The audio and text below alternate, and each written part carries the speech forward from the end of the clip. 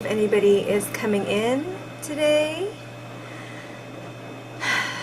and take this time to reflect how your week has been.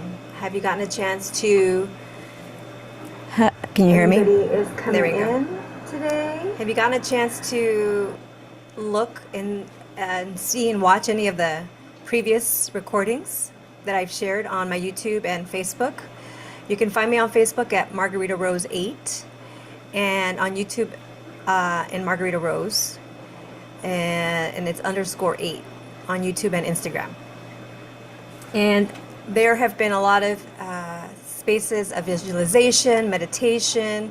We talked about how to release trauma, the first steps to take during a crisis, things that you can do to combat overwhelm, release fear. Yes, things to also help you with stress. So today I am excited for what is to come. I have a good friend of mine, Maya, coming to do a beautiful prayer for Pachamama, which is Gaia, also known as Mother Earth, and all the elementals. I felt it was perfect to end the week with, because we often forget to pray and to honor Earth. She has provided us with everything we need to survive and to live. So it's only befitting that we end the week with a beautiful prayer. So I'm looking forward to that. And in the meantime, I want to welcome you. And I want to say I'm so honored and grateful that you're here today, that your presence in this space is a testament to the power of compassion, love, and the shared human spirit that binds us all together. In such a time of uncertainty and challenge, you've chosen to show up, not just for yourself, but for your community, your nation, and the world. Let's take a moment to acknowledge the sacred intention of this gathering. We're here to bring light to the darkness, love to pain, and healing to places of brokenness. This is more than just a meeting. This is a sanctuary, a safe, loving space where we can share stories of resilience, strength, hope, and faith. Together, we'll shine a light on the challenges we face, mental health struggles, trauma, grief, and fear, and explore ways to release those heavy emotions naturally and effectively. In this gathering, we'll focus on healing the mind, body, and spirit using holistic modalities. These are tools that empower us to let go of what no longer serves us and welcome peace, clarity, and joy. Whether it's through breathwork, meditation, EFT tapping, or visualizations, these practices will help you reconnect with your inner strength and release the weight you've been carrying. We'll also take a time to honor the power of community prayer. Prayer is more than words, it's energy, intention, and love. When we pray together, we create a ripple effect that transcends borders and reaches every soul in need. Our collective energy has the power to transform not only our lives, but the world around us. One of the most profound tools we'll explore today is visualization. When you close your eyes and you see your desires, your healing, and the world you want to create, that if it's already here, you activate a profound, powerful energy within yourself. Visualization is not just imagining, it's believing. A belief is the foundation of transformation. As we hold these visualizations together, we amplify their power. When we see rain quenching the fires, when we see healing spreading through our communities, when we see peace and love filling every heart, we're not just dreaming, we're manifesting. And I want to remind you, this is your safe space. You are welcome to share your stories, your emotions, your truth. You are welcome to simply hold space for others and listen with an open heart. There's no right or wrong way to participate. Your presence is enough. Together, we are building a community rooted in love, compassion, and the unwavering belief that healing is possible.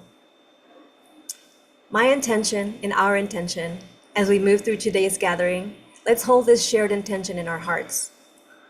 To bring light where there is darkness, to bring hope where there is despair, and to bring unity where there is division. We are not alone. You are not alone. We are in this together, and together we are stronger. Together we will rise. So let's begin with open hearts, open minds, and the courage to believe in the power of love and healing. Thank you for being here. Thank you for showing up, and thank you for being part of this movement of light and transformation. With so much love and gratitude. Thank you. And with that, I want to take 1 minute of silence and in prayer to hold those who are currently struggling and suffering of the devastation of the fires and throughout our nation and throughout our world. There are so many people struggling, so many people who have stories of grief and loss, and we will hold 2 minutes of silence for them. Thank you.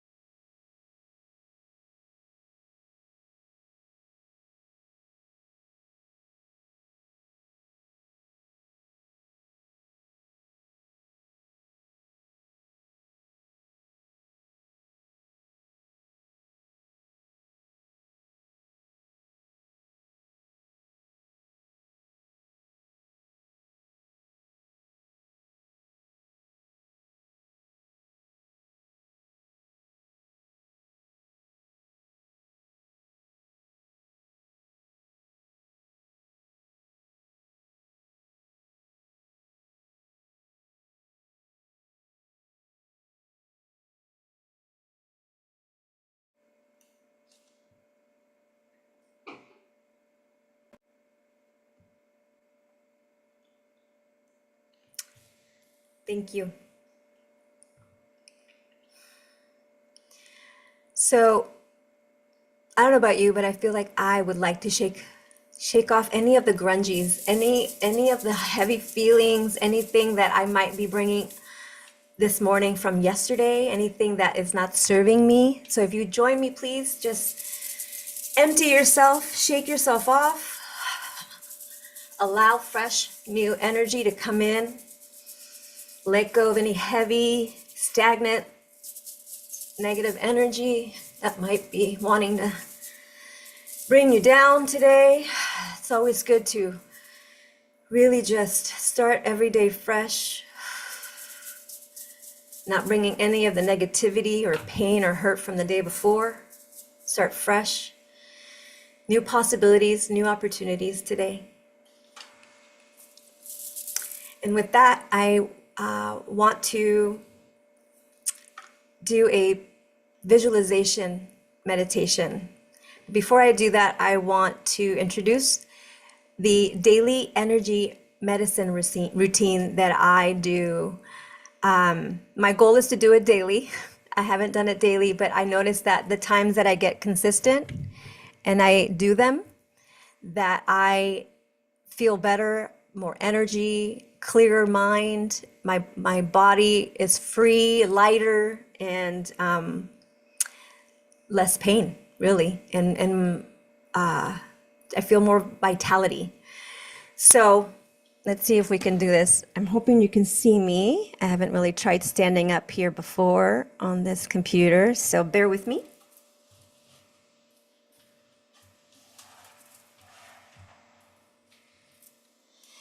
And energy medicine has been around for many, many years, and now we're just remembering and awakening to their power, to their innate ability for us to take the healing upon ourselves.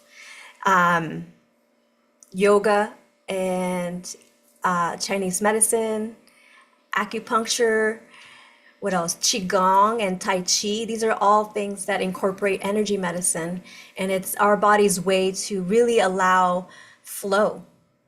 Energies like to flow, and when there's anything that's stuck or stagnant, that is when you can create dis-ease in your body if it is not released and healed. So a good rule of thumb is that if you touch a place and you're tender, very likely you have stuck energy there. So keep massaging or thump on it, however, whatever feels good to you, and do it until that pain goes away. And you'll see you'll start feeling better once you do that. So one of the first things, again, shake your hand.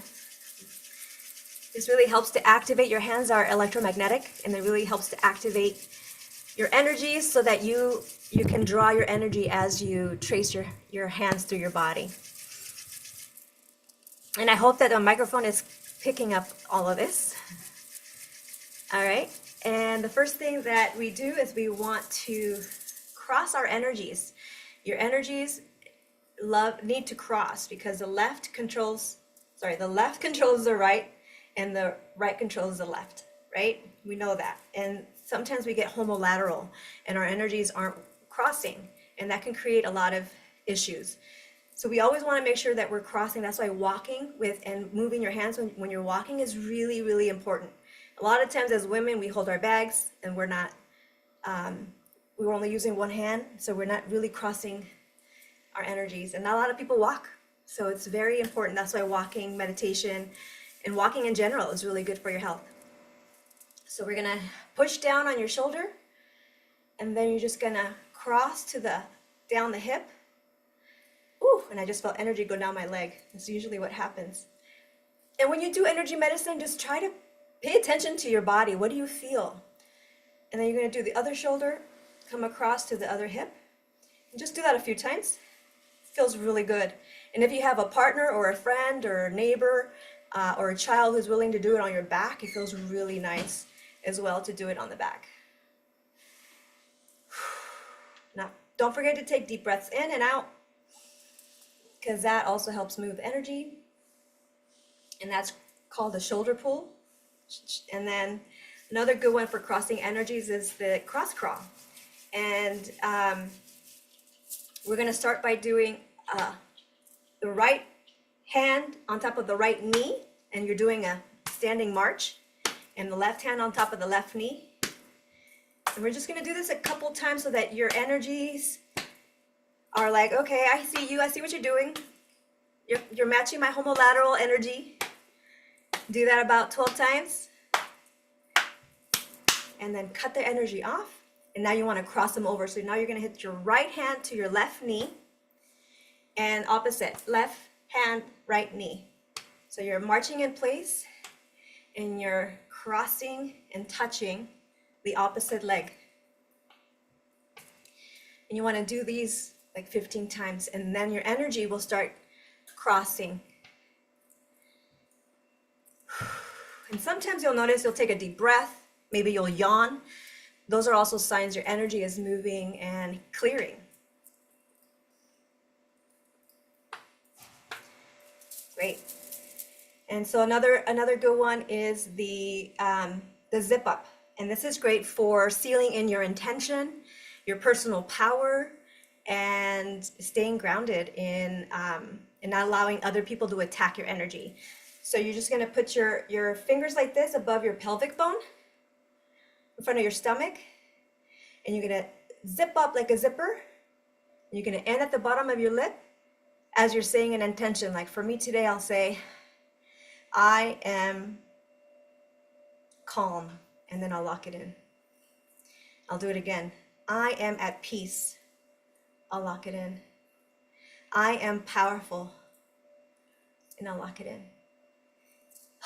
And the other ones are the hookup. So you're gonna put your middle finger, it doesn't matter which side you do, okay? Whatever your dominant hand is, whatever your instincts and your intuition is, just trust it, doesn't matter.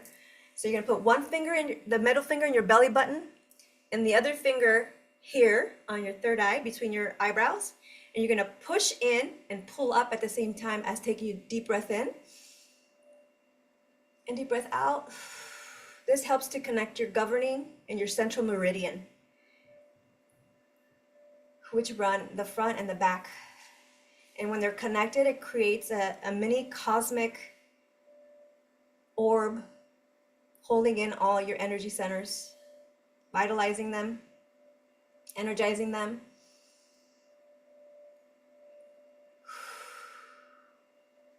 This is also great for if you have headaches, you get dizzy,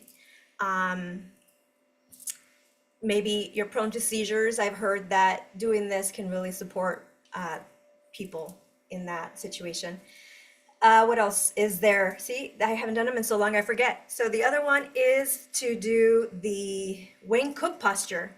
The Wayne Cook posture is great for unscrambling your energies, clearing your mind, finding your words, staying in your truth. These are also, Wayne Cook posture has been known and documented to help people with dyslexia and stuttering. So, curious to see if anyone out there is trying this and it supported you. So you're going to cross one foot in front of the other. Doesn't matter which one because you're going to switch. And then you put your hands up. You're going to face your palms, right? So I crossed my hands. This is crossing. And then you bring them into your chest. And when you take a deep breath in, you're going to pull your body up towards the sky. Hold your breath for a second and then release. We're going to do that 2 times. One more time. And now we're going to switch to the other side and now switch the other foot to be in front of the other. So now we're just switching sides and we're going to go up, up. And now when you uncross, you're going to gather energy and you're going to bring it to your third eye.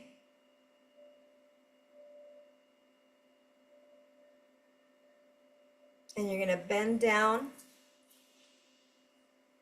Take 2 deep breaths when you're down here. And you notice that when you take the second breath and release, you're able to go further down to the ground. So try to touch the ground when you take the second breath.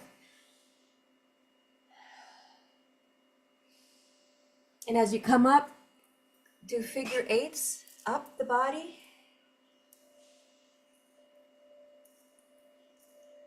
And then you come down and you spread your aura and come back. And the other thing is the 4 thumbs. The 4 thumbs, if you're going to do any energy medicine, the 4 thumbs are your friend. And they're easy to do and you can do them anywhere. So you're going to start thumping here, which is stomach meridian.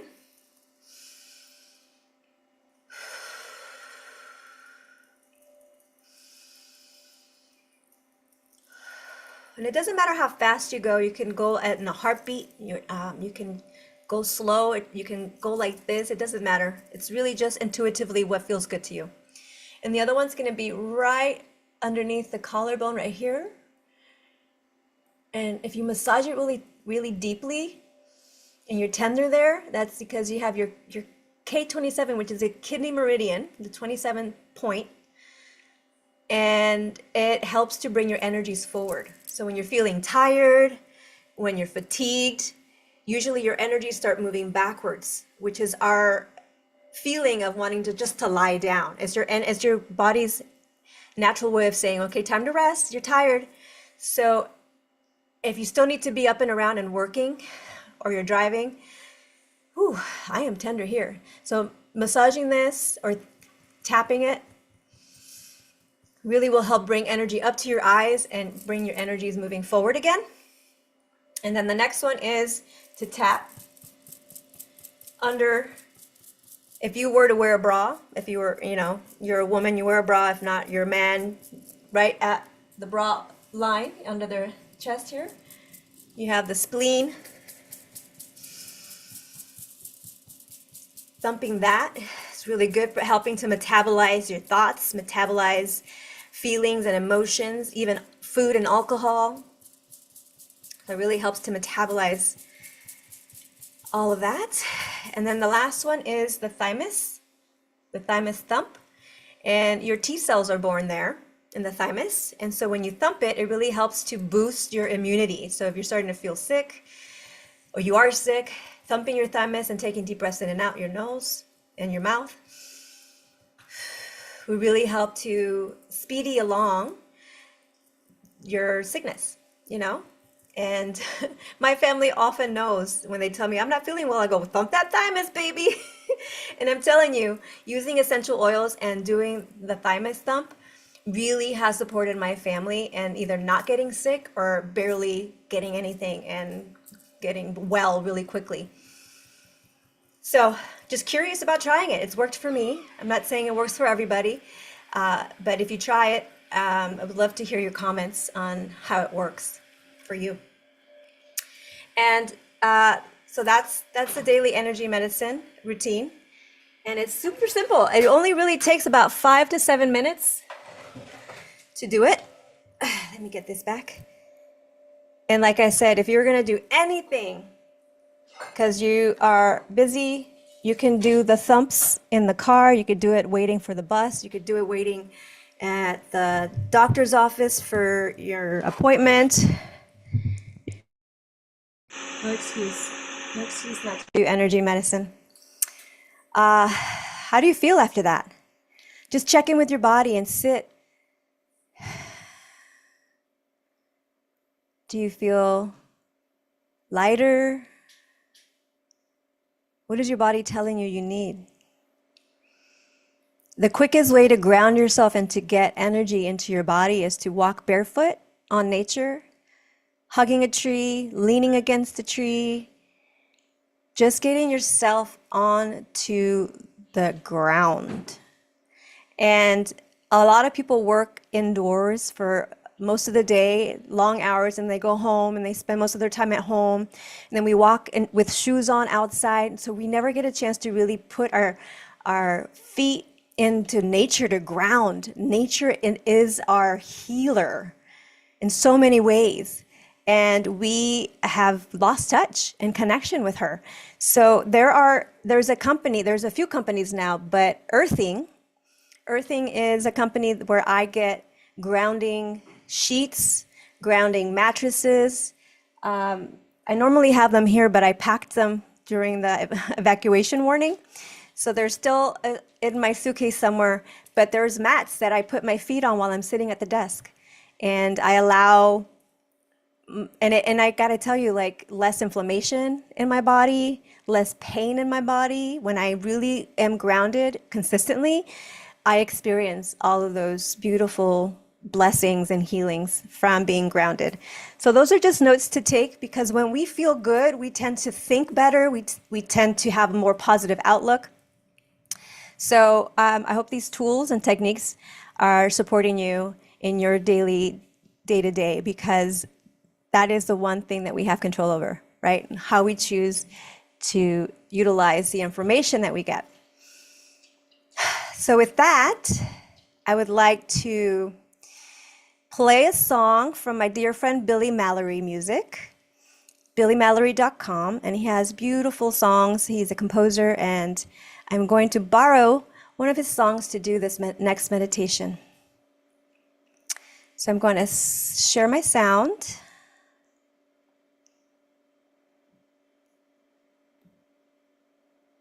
And anybody who's watching the live stream, I'd love to hear any comments you have. This is live stream on YouTube every day, and not on the weekend, but we will be back on Monday. And I just found out that the kids won't have school, so that'll be fun. Okay, I am sharing my sound, right? Did I? No, I didn't. There we go.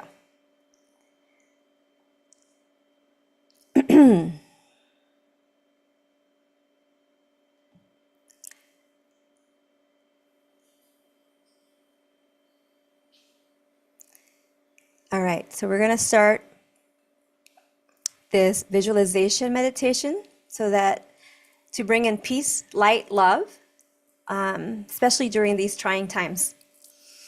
And as I said earlier, visualization is a powerful tool. And when people talk about manifesting, it's not just saying the things that you want. It's saying the things that you want, but as if you've already acquired them, like they're already here. And it's not just enough to say them. You need to embody the emotions of what you would feel: gratitude, blessings, excitement. Like, it's not enough just to say, I want money. Like, why do you want the money? What is it that you're going to do with the money? What are you going to experience? Where are you going to live? What kind of car are you going to drive? What clothing are you going to wear? Who you hang out with? What restaurants are you going to be dining at now that you have all this money? Those are the manifestation visualizations that really you need to ground yourself in. So, manifest in saying, oh, I want to win the lottery or whatever. Yeah, great. But that's not the energy of gratitude. That's not the energy of manifesting. It's when you get the more specific you can get with your visualization and manifestation, the easier it is for Source and God to hear you and go, oh, okay, I get it. That's what you want. You weren't being specific before. You're like, money. Okay, money. How much? Why? Right? So imagine yourself in all those things. And then as if you've already have them, and then the feeling. The emotion is the vehicle in which these manifestation visualizations get carried on. So very important to hold your intention and your emotion when you're manifesting and doing visualizations. Okay. All that being said, here we go. So find a quiet, comfortable space where you won't be disturbed. We'll do like a 10, maybe 7 minutes. You could either sit or lie down in a position that feels relaxing and supported. And if you feel safe, gently close your eyes. Okay, let's begin.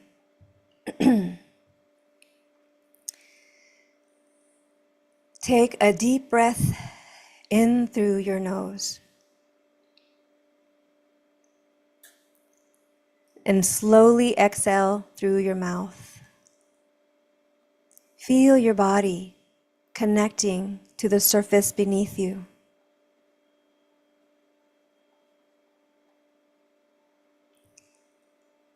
Imagine roots growing from your feet, anchoring you deep into the earth.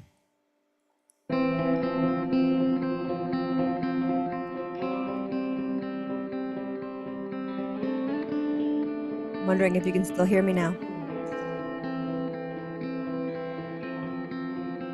Feel the steady support of the earth grounding you, holding you, and reminding you that you are safe.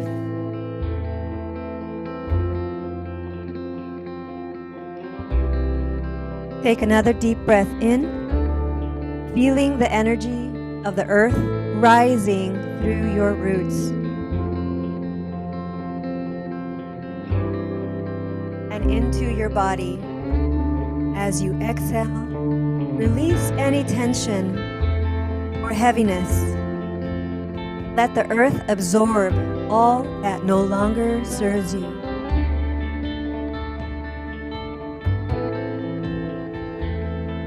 Now bring your attention to the area around your heart. Place a hand gently over your chest if it feels comfortable. As you breathe, imagine a soft golden light glowing at the center of your heart. This light represents your inner peace, your love, and your strength. With each breath in, see the light growing brighter and warmer.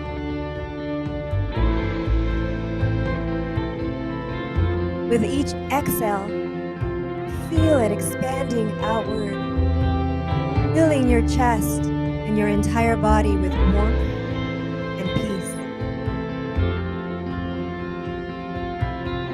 Silently or aloud, repeat these affirmations as you breathe.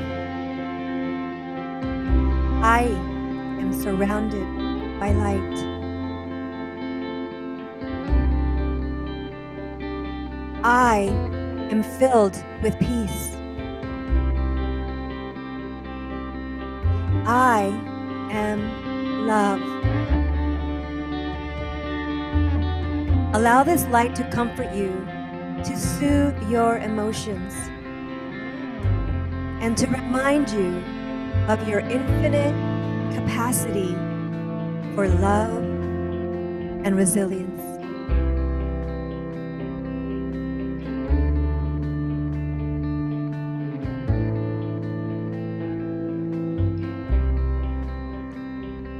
Now visualize the golden light within you expanding even further. See it flowing from your body, surrounding you in a glowing, protective bubble of peace and love. This light is your sanctuary, your safe space where no harm can enter. As the light continues to grow, imagine it connecting with the world around you.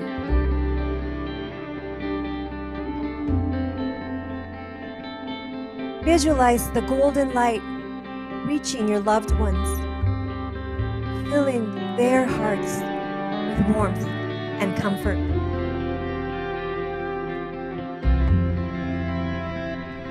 See it extending even further, spreading across your community.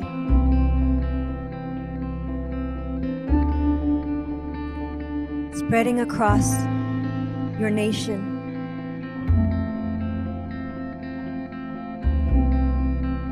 And spreading across the world. Feel the power of your light merging with others, creating a web of love and compassion that brings healing and peace to all. Silently or aloud, repeat these affirmations as you visualize. My light is infinite.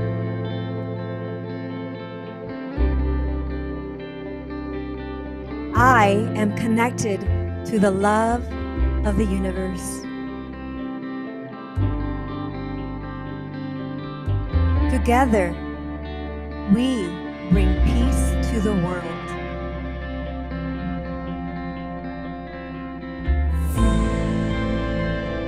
Now gently, bring your focus back to yourself.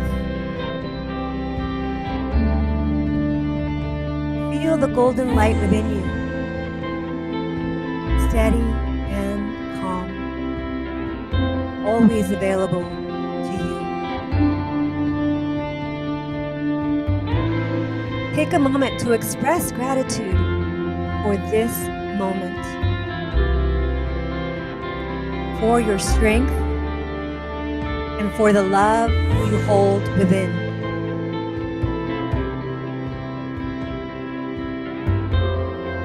Silently or aloud, repeat these affirmations as you breathe. I am at peace. I am light. I am love. Take one more deep breath in through your nose. And exhale gently through your mouth.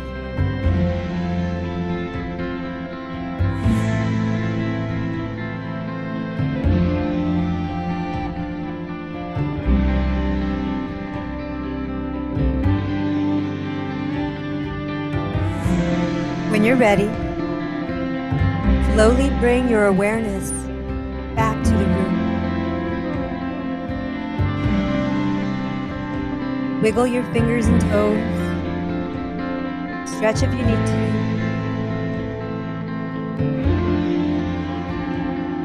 And when you're ready, gently open your eyes.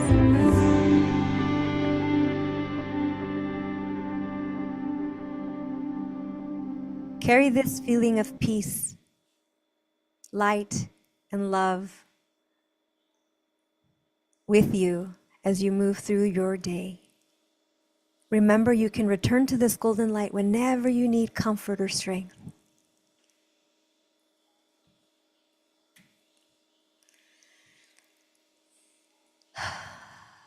How was that for you?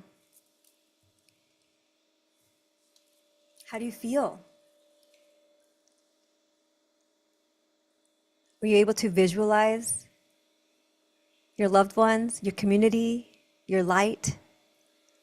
Were you able to see and feel the peace within you and around you?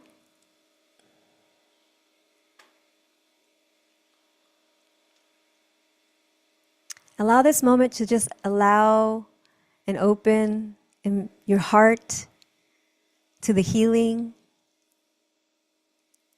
Time, as we know it, is not linear. So whenever you're watching this video, in whatever time, it's all one time. So when you sit in prayer with us, even if you watch it a week from now, you're helping to amplify the prayers and the healing that is provided here today.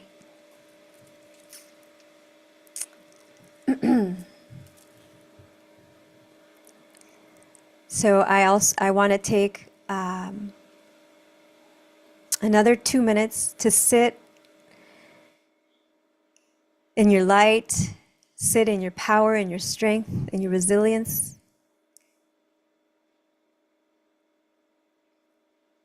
And just find 3 things to be grateful for right now.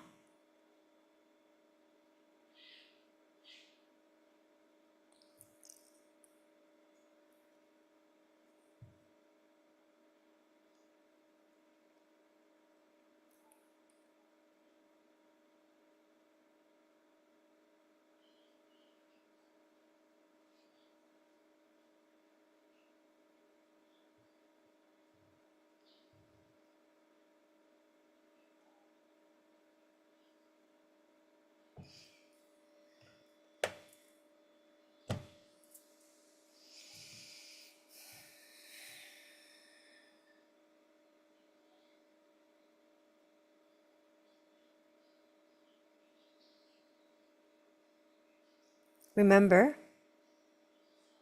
positivity is a choice. Joy is also a choice. And in times like this, it's really hard to focus and see that it is a choice.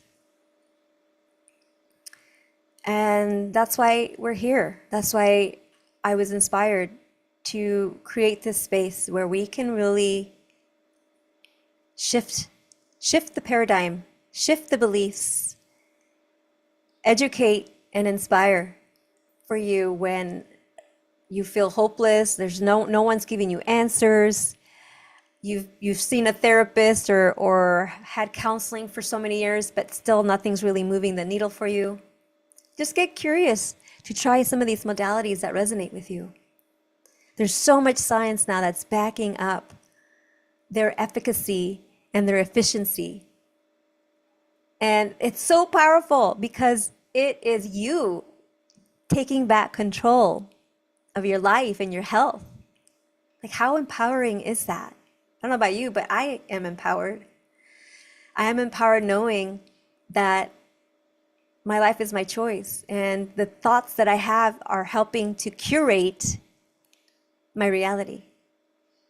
So if something's not going the way I want to, I can't blame someone outside of me, because honestly, there were things that I either did or said or choices I made that were out of integrity, out of alignment, that got me to that place.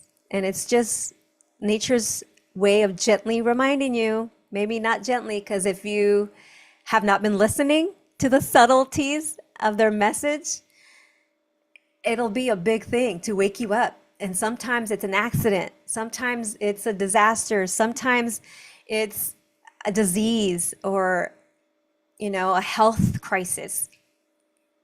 Because we weren't listening to our body. We weren't listening to the subtle messages that God and Source and your guides and your angels have been nudging you. So This week, we talked about asking and talking to your angels, asking for guidance, asking the questions. They want to help you. But you need to ask the question. And the more specific you get with the question, the easier it is for them to guide you. And get specific on like how you want to know that the answer is there. Like I remember hearing a friend of mine say that she kept praying for a sign of what she was meant to do, or an answer for something that a big decision she was making.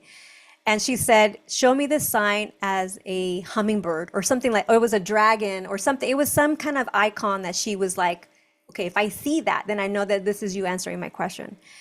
And it was interesting because in a conversation with her, I either was wearing something or mentioned something that was her icon, her telltale. And she was like, oh my God, you're the sign I've been waiting for. I was like, what are you talking about? And she proceeded to tell me that she's been in prayer and asking for a clear sign. And she got it through me in a conversation. And if you're listening, you will get your answers. And sometimes they come subtle. Sometimes it's a song that comes on. Sometimes it's a commercial, or you hear somebody mentioning as you're walking by, and you just happen to catch that 2-second talking point, right?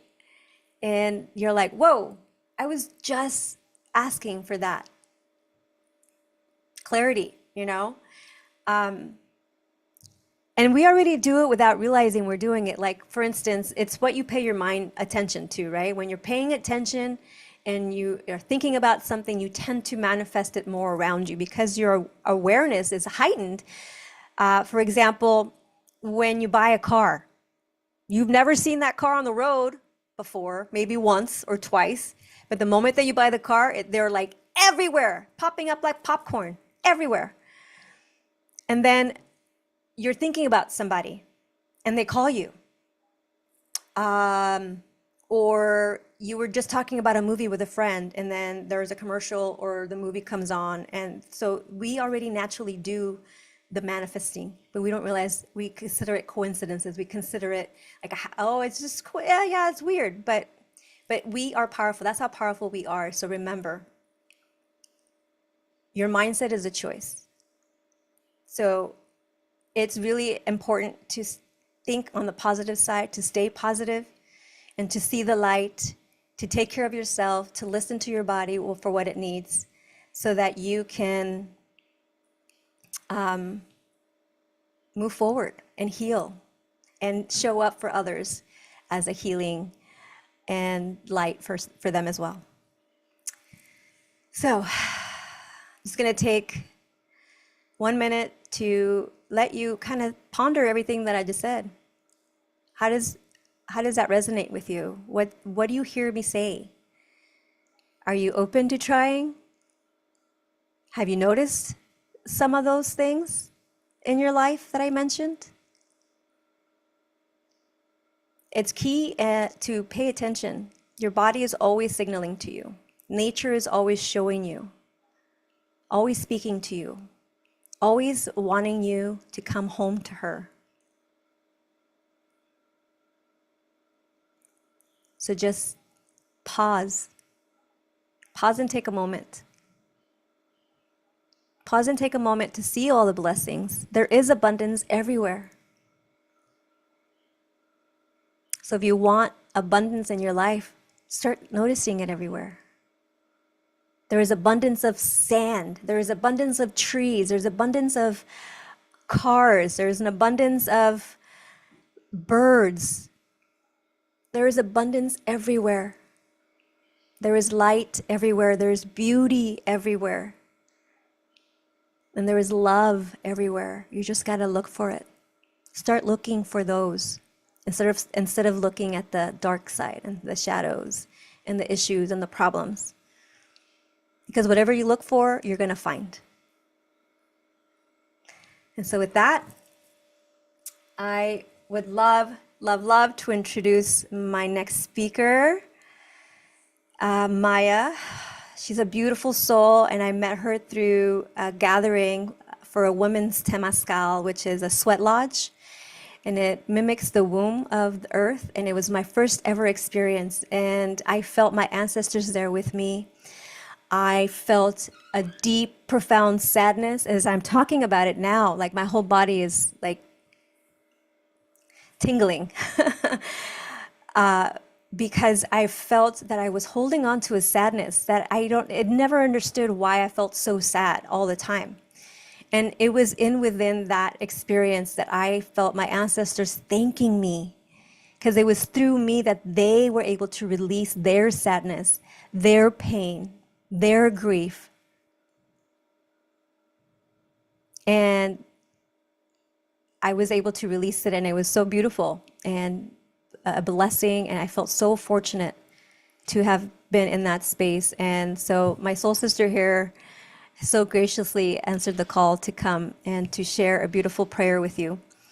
So Maya is a Yaqui descendant and a learning curandera, which is a healer, guiding community in temazcals and transformative ceremonies with plants. With deep respect for indigenous practices, she embarks on an annual vision quest and is of service to her teachers in Mexico. She's just a beautiful, beautiful soul. And so I'm so honored and grateful to welcome you. Hi, Maya. Sorry, I think I was muted. Hi, how are you? I'm good. I'm good. Just reflecting on the week and all the beautiful prayers and intentions and meditations that were shared. How's So what a you? beautiful, and I thought it was a beautiful, poignant way to end the week because there were a few conversations that we had about coming back to earth, coming back to connecting with nature. And so it's just so beautiful to have you here, just kind of bookend the call of for the week with getting us to what that looks like. Okay, cool. So thank you so much for having me on. Thank you so much for your kind words. It's so funny what you say about your first temescal experience, because that was really similar to one of my very, very, very first ceremonies, where I just felt the depth of pain in my lineage, specifically in the women in my lineage. And I felt like I could be a bridge to release, like I am here on earth. And so I can release a lot of those things. I think we forget sometimes what a gift it is to be here and to do this work and to participate in this road, in this path. And so with that, I'll kind of open up, and I'll start with just talking about how we are connected to this earth, and then we'll go into a gratitude for all four elements, talk a little bit about their gifts and where they reside within us. And then we'll close out, and I'll show kind of how to make an altar at home, so you guys can also give gratitude to the elements, and have something a little more tangible than just my words. And so that you can start building your own connection, because I think you can listen to a million people who are connected, and you can go and listen to a million elders, but if you don't establish that connection for yourself, you're not actually doing very much, right? You're just listening, and that's not the whole point of being here, although it is a large part. Okay, so yeah, first off, I think that most of us probably recognize that we are tied to this earth. We are connected to this earth. And she's more than just the ground that we walk on, right? I already have used the word she instead of it. And I think a lot of what we see today is people thinking of the earth as an it and not as a she, not as the divine mother who gives us a home, who nurtures us, who gives us medicine, who gives us everything we need to not only heal, but to build a life here, from, a hemp to soil to earth to everything that we can build with, build homes, eat food, have medicine for when we get sick. She gives us every single thing we need.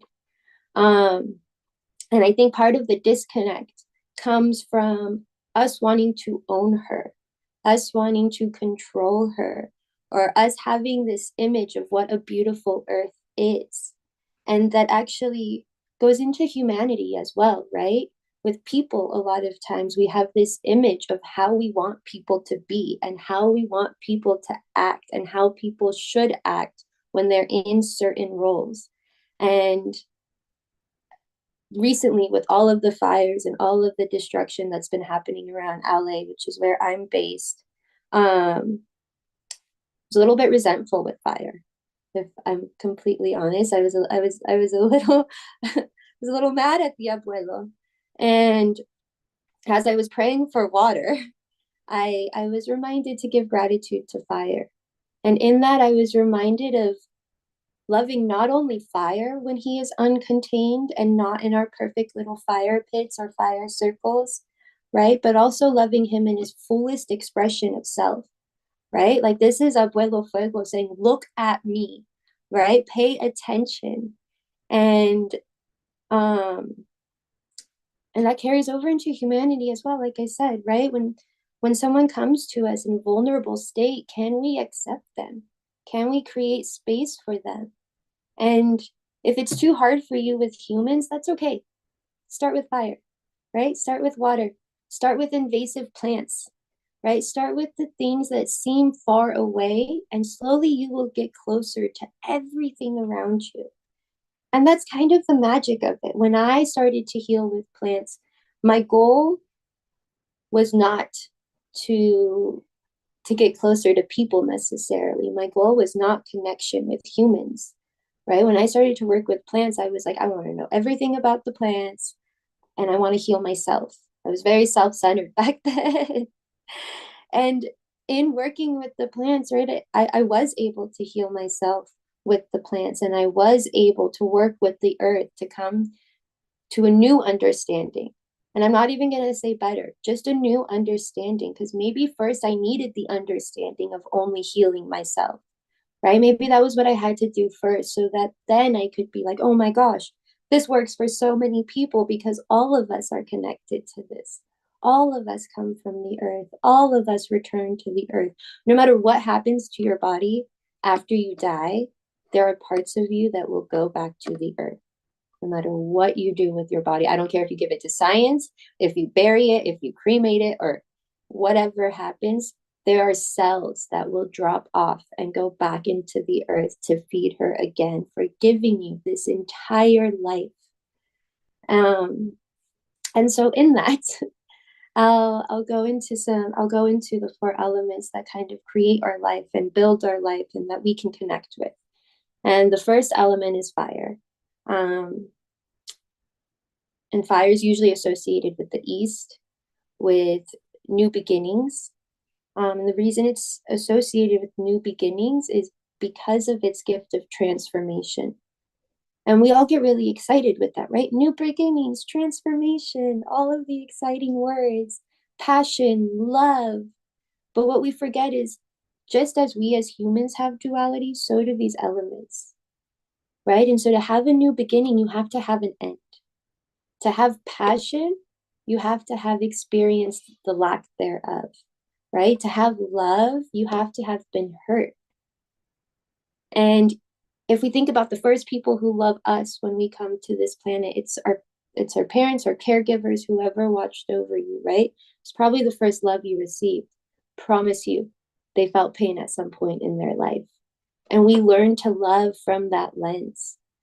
And so when fire comes and it gives us this beautiful gift of transformation, right? We have to remember all of the things we're looking at with transformation. It's not just the beautiful new beginnings. It's not just what happens after the fire. It's what happens during the fire, right? What comes up in that time. And I really love fire because for me, it's one of the elements with the most personality. It moves, it's really living, and it happens very quickly, right? I don't know if you've ever lit a fire, but it can light in a million different ways. You could build the perfect base, have just enough kindling, have everything just right. You go to light the fire, and all of a sudden it starts raining. And you're like, okay, now I have to reevaluate. I have to readjust.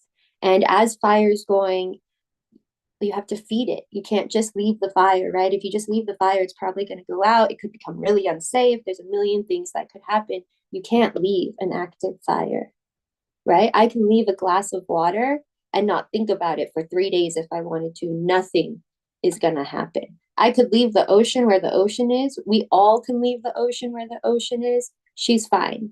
She's got it, right? Like none of us are too worried. Fire, when fire is active and living, we cannot leave fire. It's also one of the neediest elements. And I remind people of this because we think of fire as so strong. We think of him as so destructive. We think of him as something to fear. And he's not something to fear, but I think he is misunderstood. And I think it's helpful, right, for us to kind of personify fire at first, right? To call him a little bit needy, to say he needs a lot of care so that we could develop that love for him instead of fear, right? If we know, like, oh, we just have to love him, we just have to care for him, we just have to receive him, right? We have to receive this gift of transformation. And in any destruction, in any chaos, right, whether it be in the mind or externally, huge events like this are assigned to shift, right? Huge fires, huge natural disasters, or whatever you want to call it, are assigned to shift, to make a shift in the mind, to make a shift in self. This is the earth screaming at us. It's time to make a change. And you could take that as collectively, or you could take that as personally, right? Within yourself, right? It could seem really daunting when you think about it collectively and be like, oh my gosh, I have to change the world. No, no, no. That's the beauty of it, right? It's all connected. Make the change in yourself that will change the world. You will change your world around you and slowly the people around you. And I'm personally, I'm just so grateful to the Abuelo Fuego. I'm so, so grateful for his gift of transformation. I'm so grateful for his gift of love. I'm so grateful that he reminds me of how much I am loved and how much I can love and how much space I can hold. And I hold my heart a lot when I talk about him because this is where he's located for us. He's in our heart, right? That's the voice of fire, is your heart's voice. In Temescal, when we play the drum, we say it's the beat of the earth's heart, right? It's her heartbeat. And all of that is tied to fire as well, right? Fire is what releases her heat from deep inside of her to come out and open up to us, right? We warm up. There's a lot to explain, but we warm up rocks that we call abuelas, and the hot rocks is what heats up the temescal. And like I said, he's located in our heart. So when you want to connect to your fire, right? When you feel lethargic, when you feel impassionate, when you feel apathetic, hopeless, when things seem to be too much, overwhelming, when all of those things come up, right? Connect to your fire, which is your heart. Say a quick prayer of gratitude to your heart, to the people that your heart has been able to love, to the people who have loved your heart.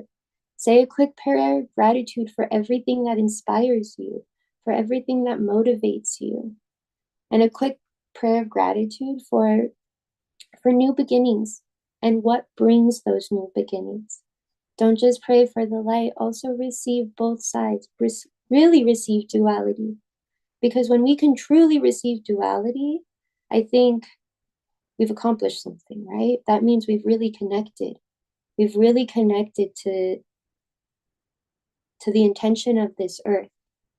When we can find light in everything, right? We know there's nothing that lasts forever.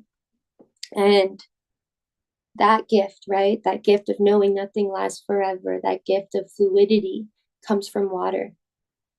And water for me was one of the first challenging elements for me to connect with.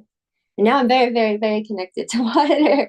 I'm very grateful for the challenge though, because of the challenge, I had to work harder. I had to try harder. And in all of that effort, I feel like she just blessed me. She was like, here is all of the connection to water. Here is everything you'll need. And so the gift of water, yeah, is fluidity. It's our emotions, right? It's what the heart brings out. And our emotions actually come from a lot of different places. I wish they just came from our heart because that would be really simple. But if they just came from our heart, we wouldn't live on earth. And we wouldn't need all the lessons that we need today. And we certainly would not need the range of emotions that we have. And so when I talk about emotions and when I talk about water, what I always remind people is of the range. Water is the most inconsistent element. It could take on 3 forms. It's a gas, it's a liquid, and it's a solid, depending on how you treat her, right? Depending on the care you give her, she's going to change form.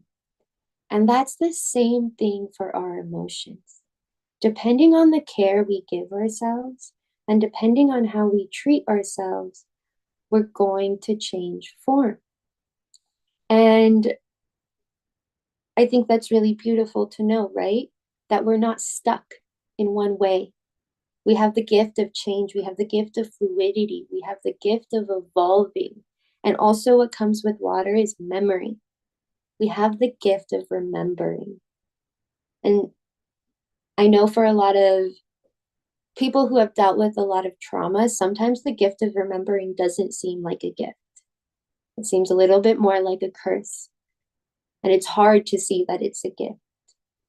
But I think once you have worked on trauma and healed a lot of trauma, you start to see remembering as a gift because then you get to light the way for someone else. If every time we healed something, we forgot all about it, or if every time we got hurt, we completely forgot, we could never help anyone. We couldn't be empathetic. We couldn't be compassionate. We wouldn't have that inside of us because we wouldn't remember. All of that comes from remembering, right? Or some of our strongest emotions come from memory, like compassion, like empathy, like rage even, right? Like on the opposite end of the spectrum and just as important, like rage, like sadness, like grief. Grief is a big one that's on the opposite end of the spectrum from memory, right? But grief is also important because all of that brings us back to our ancestors. It brings us back to our roots. It brings us back to remembering that we come from somewhere and that we all are going somewhere, right? That there is a beginning and an end to this life cycle. We all know it's going to happen. No one is going to escape it. You can't buy your way out of it. You can't pray your way out of it. You can't, like, whatever medium you believe in your way out of it. Like, you're going to have a beginning and an end to this life cycle. What happens afterwards? That, like everyone believes something different. And I could talk about that for a whole other hour. But I know that for a fact, there's a beginning and an end to life. And there's cycles within life that happen. And because of water, because of memory, we're able to move through these cycles, right? We're able to learn the gift of healing, the gift of gratitude. If we never remembered anything, we couldn't be grateful. We wouldn't know anything different than what we had right in front of us. We'd have an amazing gift of presence because you would only be able to be present. But there's times when presence isn't always the most important thing, right? Like springtime, summertime, yeah, be all the presence you want, but wintertime, that's for reflection.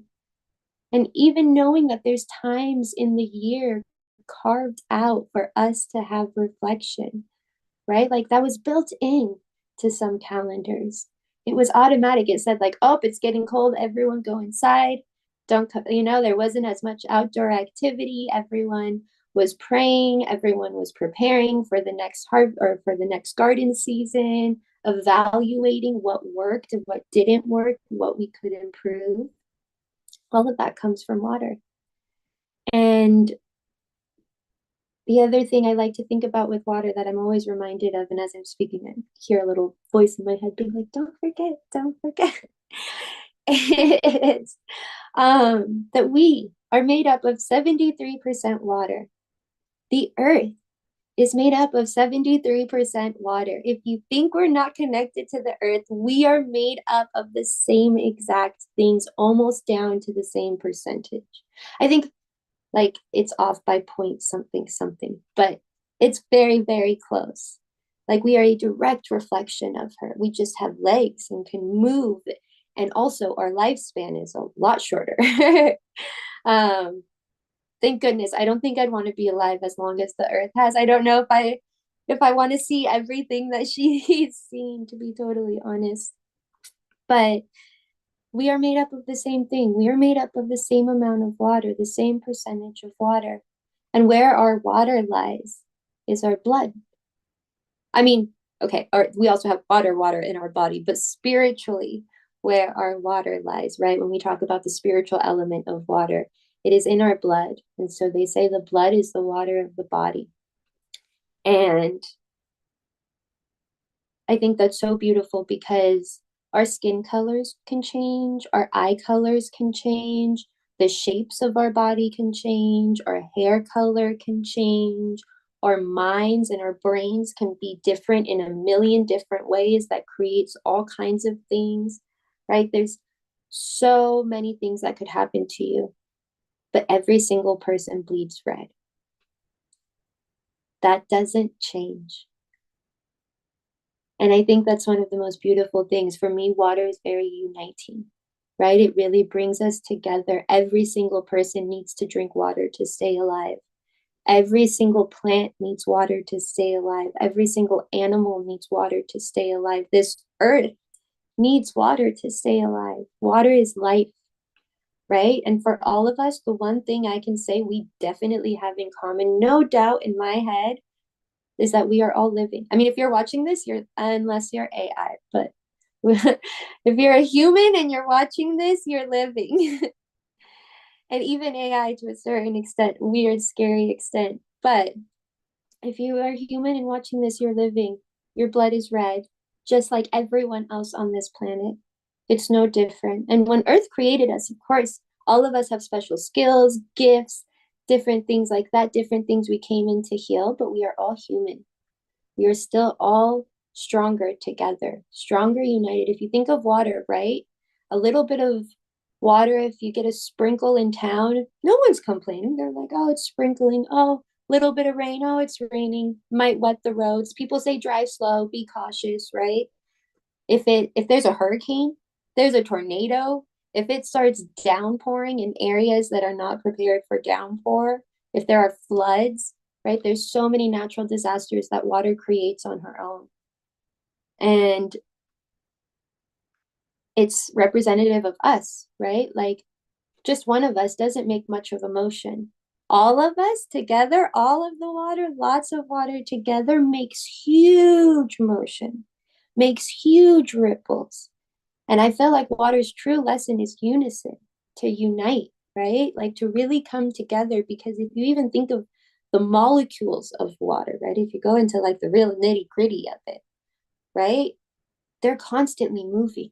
They're constantly flowing with each other. They're constantly reacting to each other, changing, evolving. And not only to each other, but to everything else in their element too. Like I said, water can change form. It's the only element that can do that. It can change form. And that's phenomenal to me, because if I tried to change into a liquid, I could not do that in my maybe my wildest dreams, but I could not do that here on Earth. I could not come on camera and be like, watch me turn into a liquid when I get too hot and the sun shines on me too much, right? Like that just couldn't happen. And so it's also such a gift of teaching us how much we are capable of change, though. Even if our exterior cannot change, right? Our interior can. And so if I leave you with anything, right? It's that we are capable of change, but together. We are capable of the best change together. And we are capable of the best change with differing mindsets.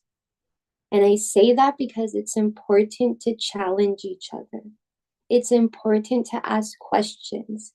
It's important to say, I don't think that's right. I don't think I believe that. And you can say it nicely, okay? You don't have to like yell at people or anything, but you can say it nicely. And sometimes it doesn't need to be said at all. Sometimes you just have to be aware of it, right? But communities are built from, I one time heard someone say communities are built from discourse. And it's a little bit true. Communities are built from discourse. Your first community ever is your family. Every family goes through discourse, and it's in the forgiveness, it's in the apologies, it's in the evolvement of your humanity, right? That community can grow.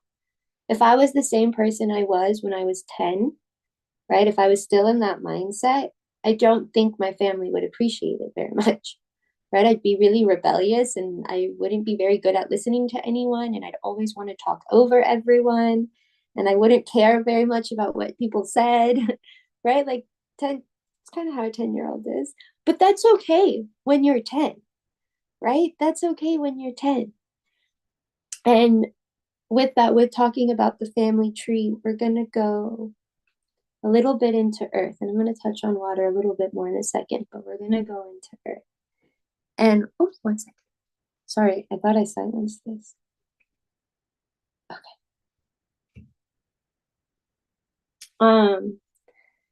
We're going to go a little bit into earth.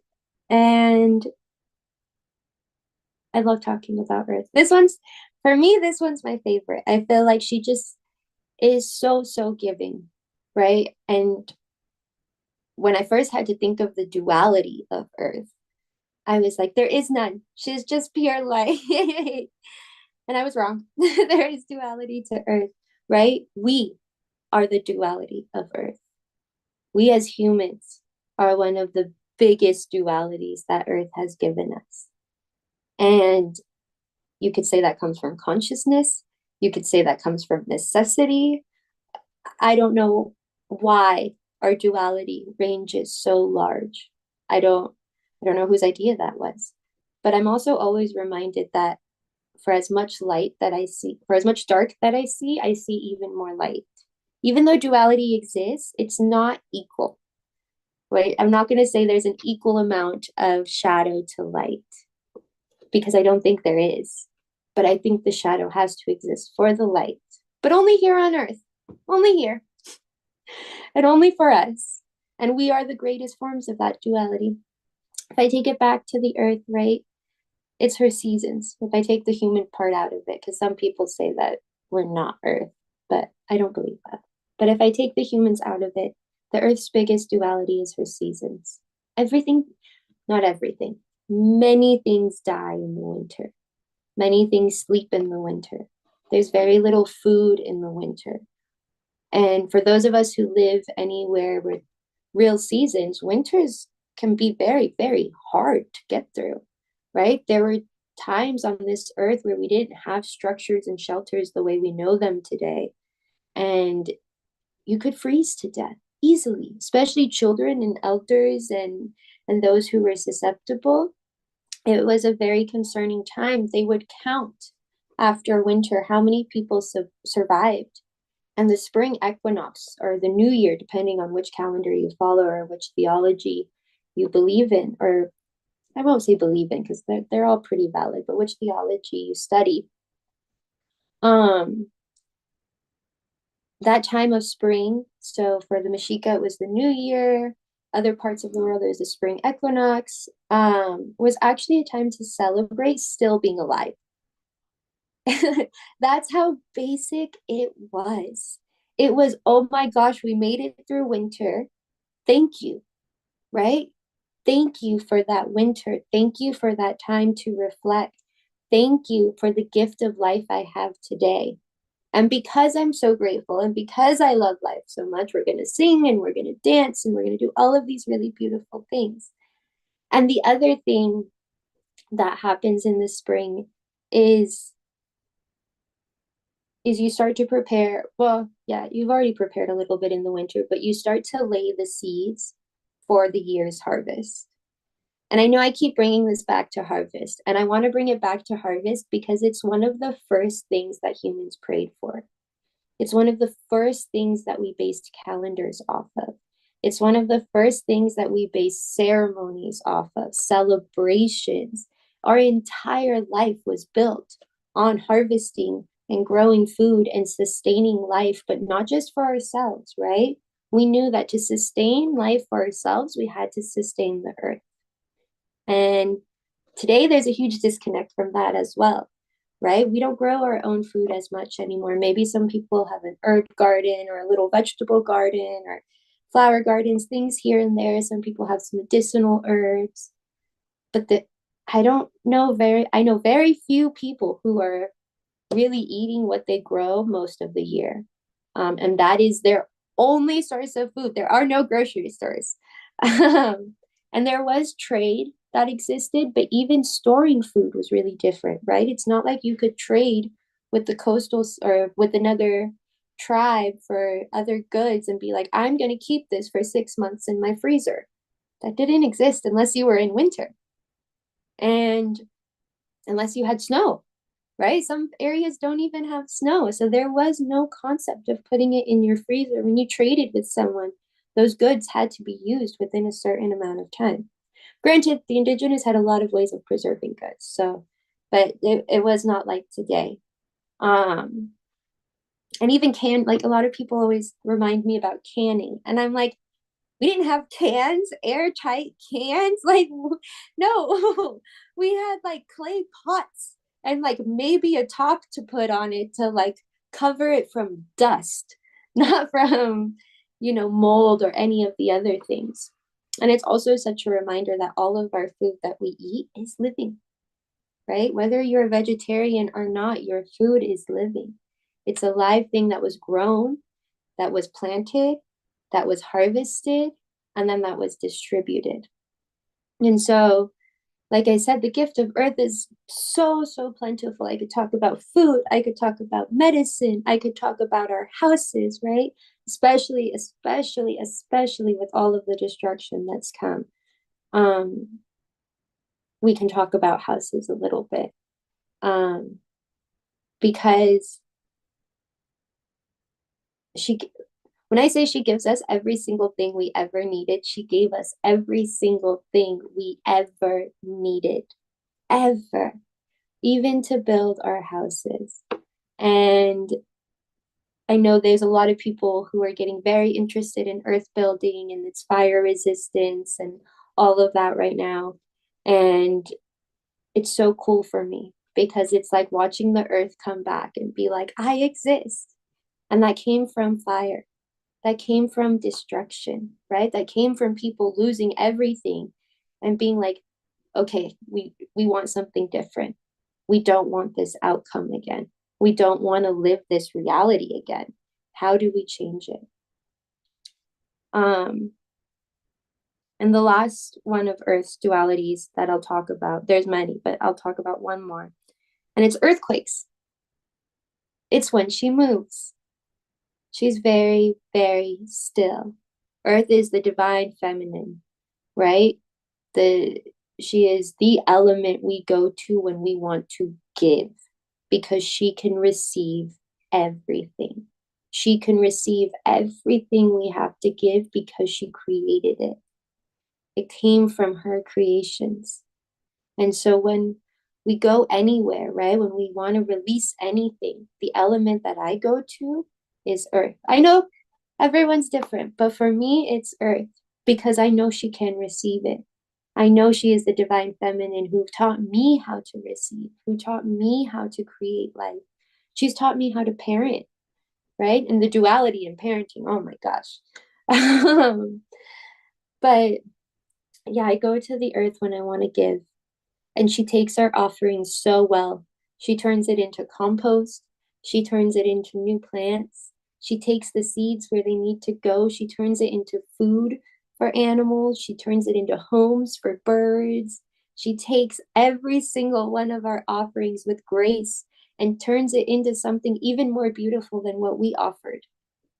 And it's so cool to know that every time we offer something to the earth, right? Every time we give something to her, it's used again. It's almost instantly recycled. This earth is built to keep reusing things.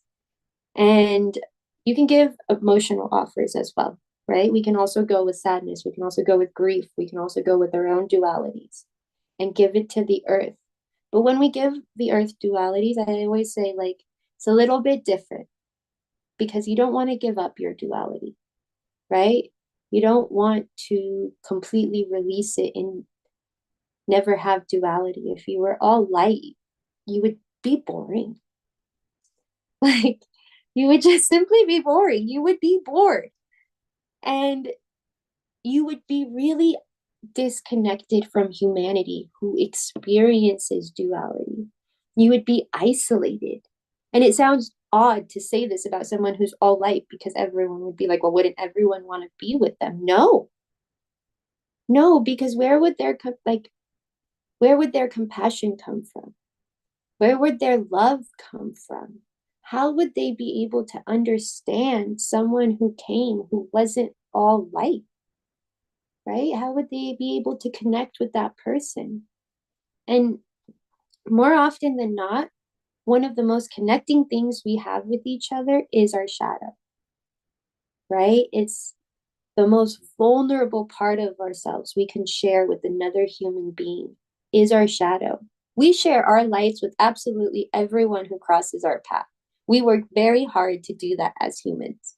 We want people to think of us well, right? In a good way. We want people to think of us as whatever, you want to be thought of as. And so we often share our lights, but it's a choice to share shadow oftentimes. And when you share that, that's true vulnerability. And the earth is like going into our shadow, right? Even though it's hard to find shadow, and it was hard for me to find shadow in earth, right? It connected me to my shadow. It gave me acceptance for my shadow. It taught me that it was necessary, right? Not to say that, like, I walk around touting, oh, I'm so shadowy and I'm never going to work on it. No, no, no. To be aware of your shadow is not enough. Let me tell you, that is not enough. I don't want people to be like, oh, okay, I love my shadow. Like, no, no, no. But to be aware of our shadow and to also work on it, right? To say our shadow is ever changing, right? At one point, you might be dealing with, I don't know, self-doubt. And at another point, you might be dealing with fear. And at another point, you might be dealing with insecurity or depression or anxiety or the Rolodex of things that we can go through that people try to heal. Addiction is another one. And I think it's in accepting our shadows and in bringing the awareness that they are there and they exist, we're able to change them. And I say change, not get rid of, because we need that side of ourselves. All we want to do is continue to evolve, continue to transform, right? And that's the fires, that's the gift of fire. But when we're in earth, the transformation is slower. And it's more about observing, I feel like. It's more about observing. And it's also this divine feminine energy of creation as well, right? It's like this really, like, earth is almost everything. For me, earth is everything, but she's also nothing, right? Like, when I go on my vision quest, it's, you sit on a mountain for 4 days. There's no medicine that's given. It's just you and the mountain and a drum and a sleeping bag. No tent, no nothing. And you really do connect with the earth. And you learn that she is absolutely everything and also nothing. It's the most juxtaposition. It's the biggest juxtaposition that I've ever lived. And I'm so, so, so, so grateful to her. I'm so grateful for the home that she gives us, for the lessons that she gives us, and for the patience that she gives us, for the creation that she gives us. and for reminding us as women how powerful we are, right? The earth is a woman. She is a feminine spirit, and she created all of us. And then she takes us back at the end when we die, when we end this cycle. And for women, it's a really important pattern to recognize, because I think that we have grown up in a very masculine world. We've been taught really masculine ideologies, philosophies, ideals. We haven't been taught very much from the feminine, unless you really looked for it.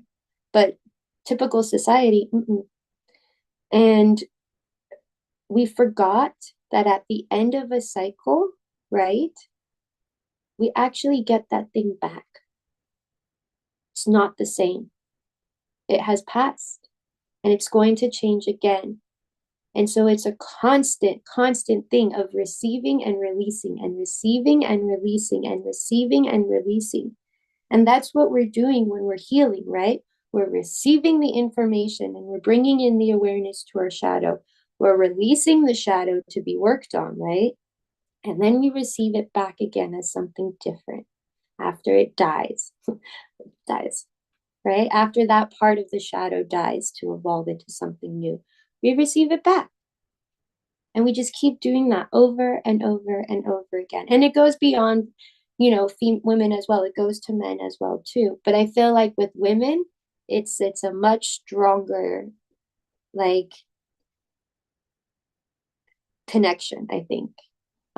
It's also, you can't see I'm wearing a dress right now, but it's also why we wear dresses. And that dress is to connect with the earth.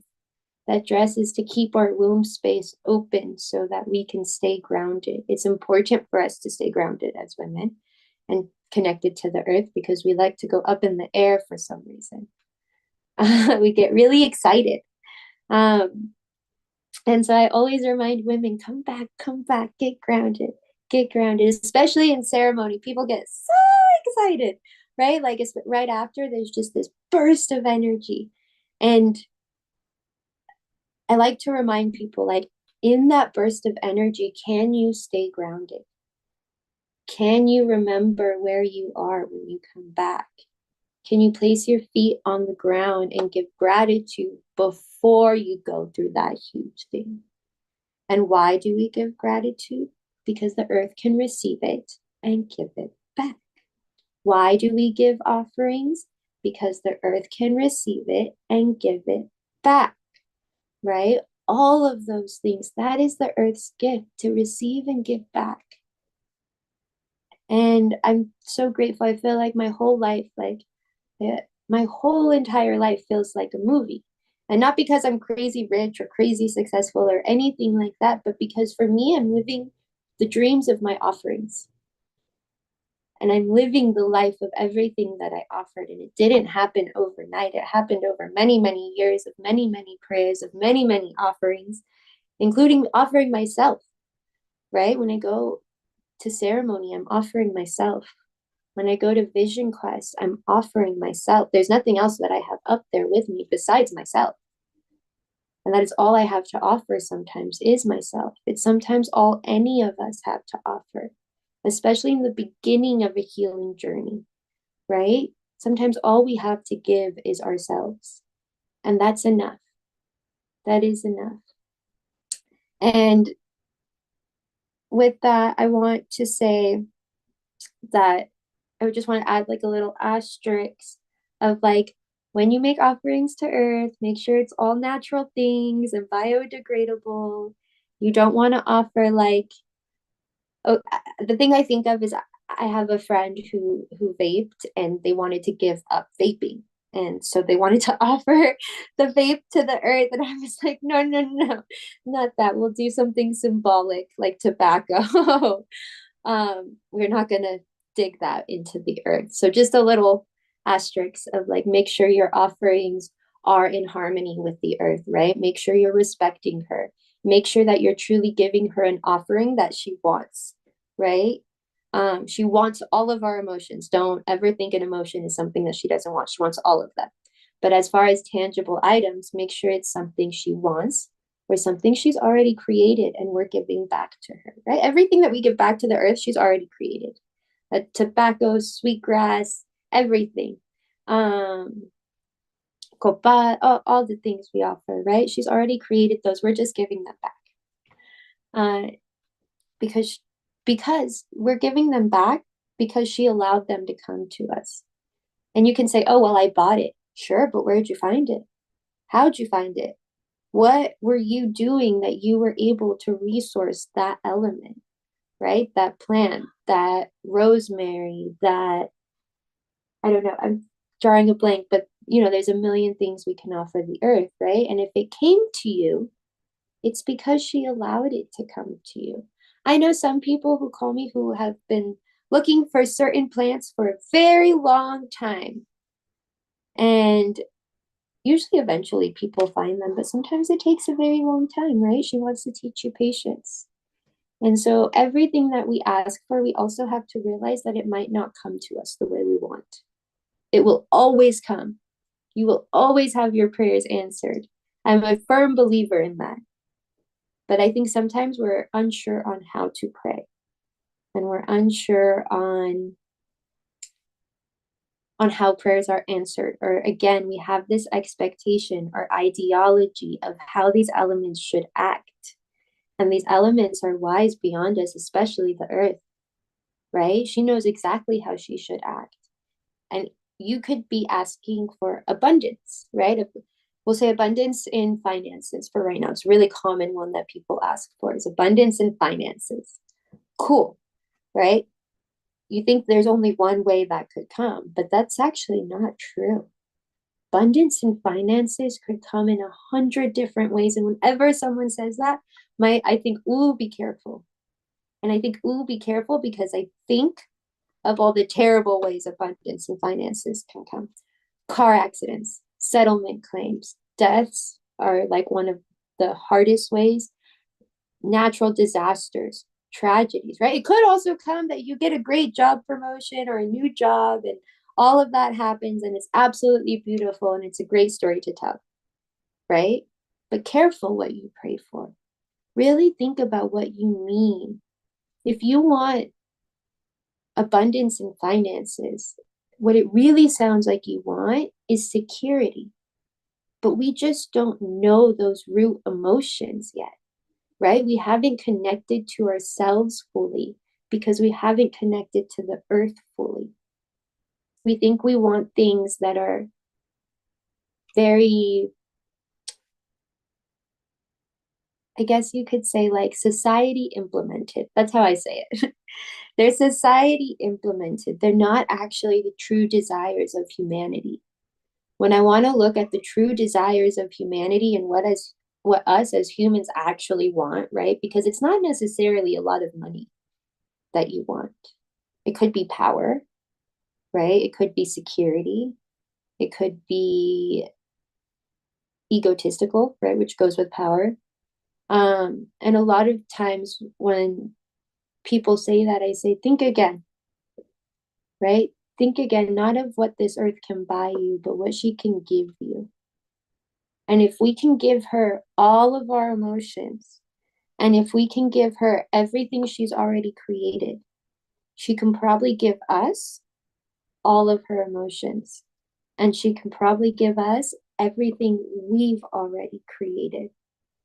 Because we already have all of it within us, the same way she already has everything within her. We just have to connect to it. And so oftentimes when people pray and when they give offerings, I just remind them, careful what you pray for, right? Really think about it and don't pray for just anything, right? Really pray for what's at the core of your desires. And the way I do that is I keep asking myself why. If I say it, like when I'm journaling, right? Things I want to manifest or things I want to pray for, I'll say, I'll write down what I want to pray for. And then I'll ask myself why. Then I'll write down that answer.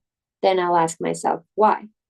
Then I'll write down that answer. And as I keep going, it's going to get deeper and deeper and deeper, but it will only get as deep as you can process, right? This is a total solo journey. And if you don't do the work, you won't be able to get to that core. And in healing, the goal is to get to the core. It's to eliminate all of the distractions. It's to take off all of the layers that this world has put on us, not the earth, but the world that we built. It's to take that all off and to remember what it was like when all we cared about was harvesting the earth, when all we cared about was working in harmony with the earth, when all we prayed about was an abundant growing season, right? And health for everyone, because we knew that from the abundance of the growing season came the health. And so with earth, I so much of the medicine is there's so much medicine, but so much of the medicine is acceptance and patience, right? She's slow moving. Even earthquakes, she doesn't move very much or very fast, right? Earthquakes are the most subtle movements that creates a huge ripple. The earth is a huge reflection of our internal work, right? Not working in community like water, but working on the inside, working on the most challenging parts of self, right? Bringing awareness to those and realizing that to heal, you only need little movements. You don't have to do everything in one day. You don't have to be in the 5 a.m. club or have a whole morning routine or I don't know, a million other things that people do. You don't have to do it all at once. Do I have a morning routine? I have a very relaxed morning routine, but I built it over time. There was no pressure, right? Don't pressure yourself too much. Acceptance and patience, right? Accept where you are. Be patient with the change. Know that it's coming as long as you continue to do the work. And if you want to know what the work is, it's that journaling, the why. Why, right? Go deeper with yourself. And know that in that journey, you're making ripples that go far beyond you, right? You're creating an energy, you're creating a vibration, and the earth receives that and she's gonna give it back to you. And I feel like it gets repetitive as I talk about the earth because it's the same thing over and over again, right? It's receiving and giving back, it's receiving and giving back. But it's so important to understand that to receive, we have to give back, and to give back, we have to receive. It happens in the earth and it happens with us.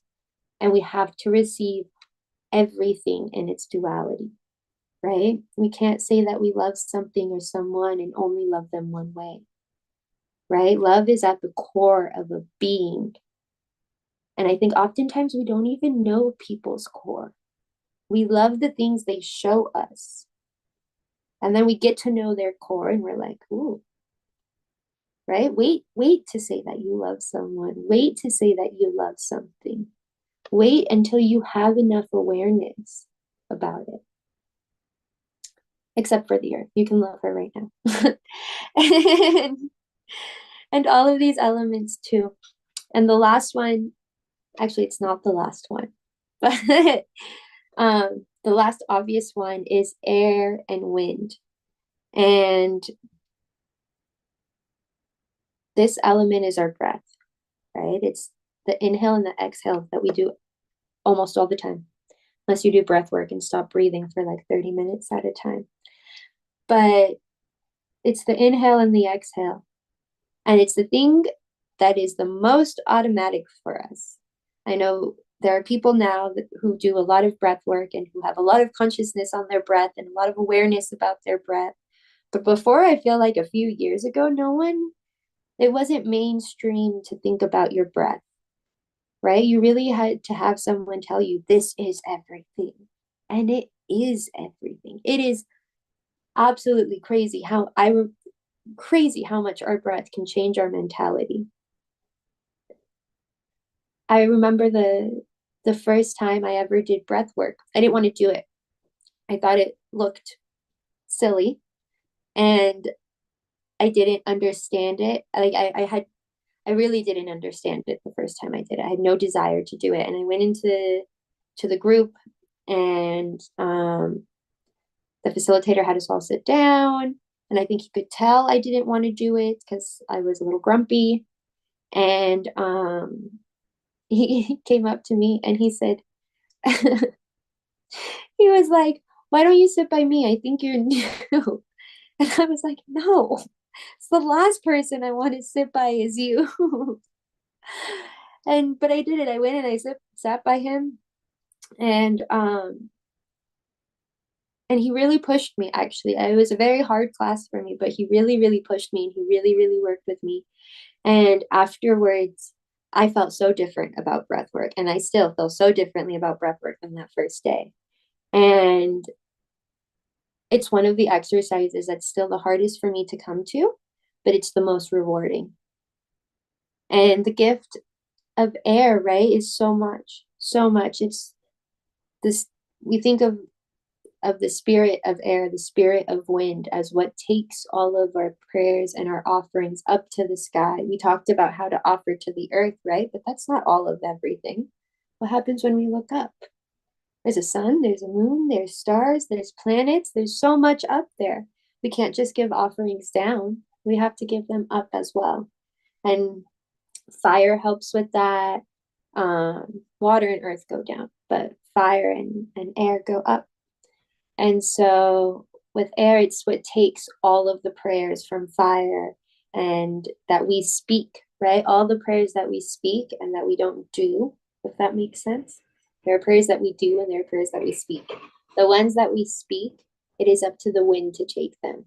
And it takes them to our ancestors, it takes them to Creator, it takes them to the stars, to the moon, to the sun, to whoever you pray to, the planets. And we are eternally grateful for that, because our voices are not that loud to reach the sun. And our voices are not that loud to reach the stars. And I would hate to even try to be that loud. And I think it would be even more annoying if people were capable of being that loud, because some of us would use it. And I think it's a gift that we're not that loud. But I'm really, really grateful for the wind. I'm really grateful for the wind for my life today, right? It's also one of the least thought of elements, I feel like. We pay a lot of attention to fire. We pay a lot of attention to water. We pay attention to earth a decent amount. We do not pay attention to wind as much. Like when you ask people, what elements they're connected to, I hear very few people say wind and air. And I appreciate all of the air zodiac signs that are out there, because I feel like they're forced to have a connection with it. I have no air. Well, I have some air in my chart, but not a lot. But those who have a lot, I feel like are forced to connect with it. And I'm really grateful for them and for their teachings, because they get to tell the rest of us how to work with it and how to connect with it. And for me, I found it through breath work. And so what I used to do is, and not even like always really intense breath work, right? I know there's like warrior breath work and really long journeys you can do. In the beginning, I wasn't there yet. I didn't have that connection. All I had a connection with was like while I breathe. And somehow that affects my my mood. And sorry.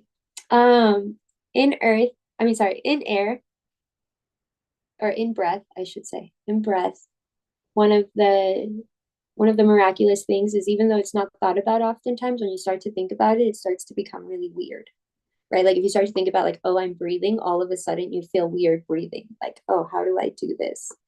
And it's also really cool because breath is really easily manipulated. And it shows you how easily we are manipulated, right? Because we are all of these elements.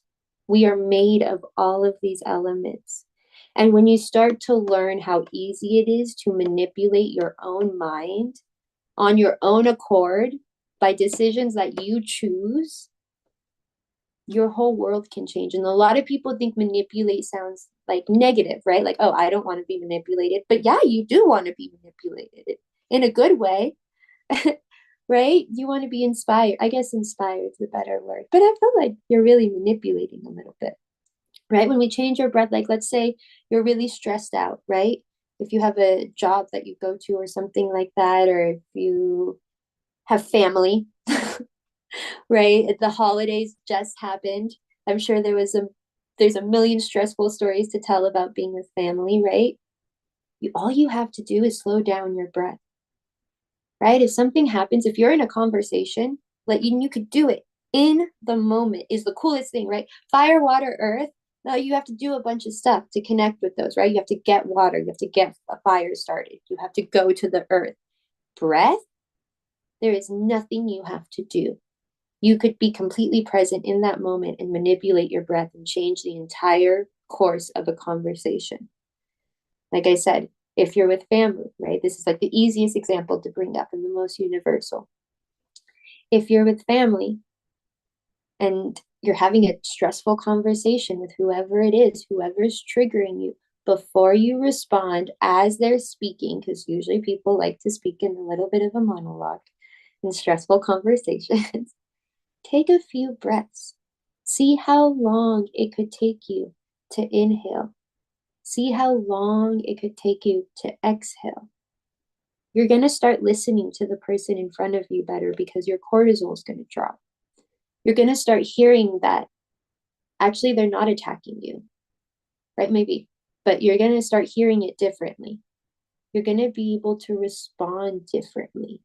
You're not going to have to feed into that vibration because you will be actively changing the entire vibration of what's around you consciously.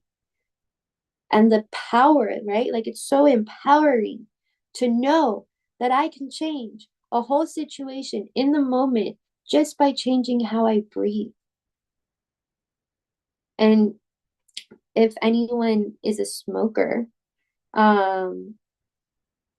oftentimes when people smoke, what they're craving is, of course, nicotine, but also what they're craving oftentimes is more oxygen to the brain, because when you smoke, you actually inhale deeper and exhale deeper.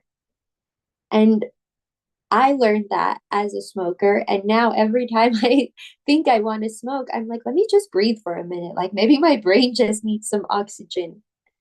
And also, your breathing can change like physical illnesses, right? Like when we're physically ill, think about when you have a cough or a respiratory thing. I know the hardest thing to do in those moments is breathe properly. But if you if you bring your awareness to your breath when you are physically sick, and you try to make a consistent breath for, try 2 minutes. That's not even that long, right? That's a really easy thing. Try to make a consistent breath for 2 minutes every hour. You're going to get better without doing okay, maybe I shouldn't say that like that on the internet, but without doing anything else, you will likely see improvements. Maybe you won't get all better, but you will see huge improvements. And I think also as I kind of backtrack a little bit on saying you're going to get better, right? I say that and I do believe it to a certain extent, especially in my own practices.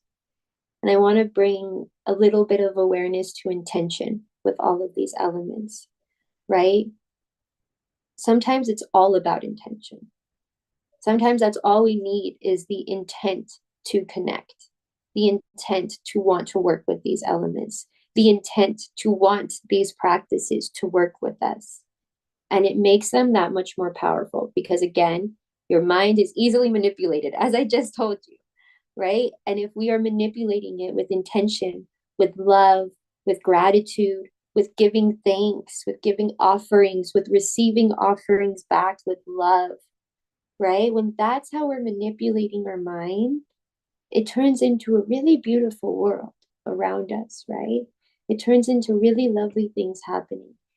And I also want to say with all of this, like as I speak about the light of all of this and how beautiful things can be, I want to recognize that that doesn't mean disassociate from the earth.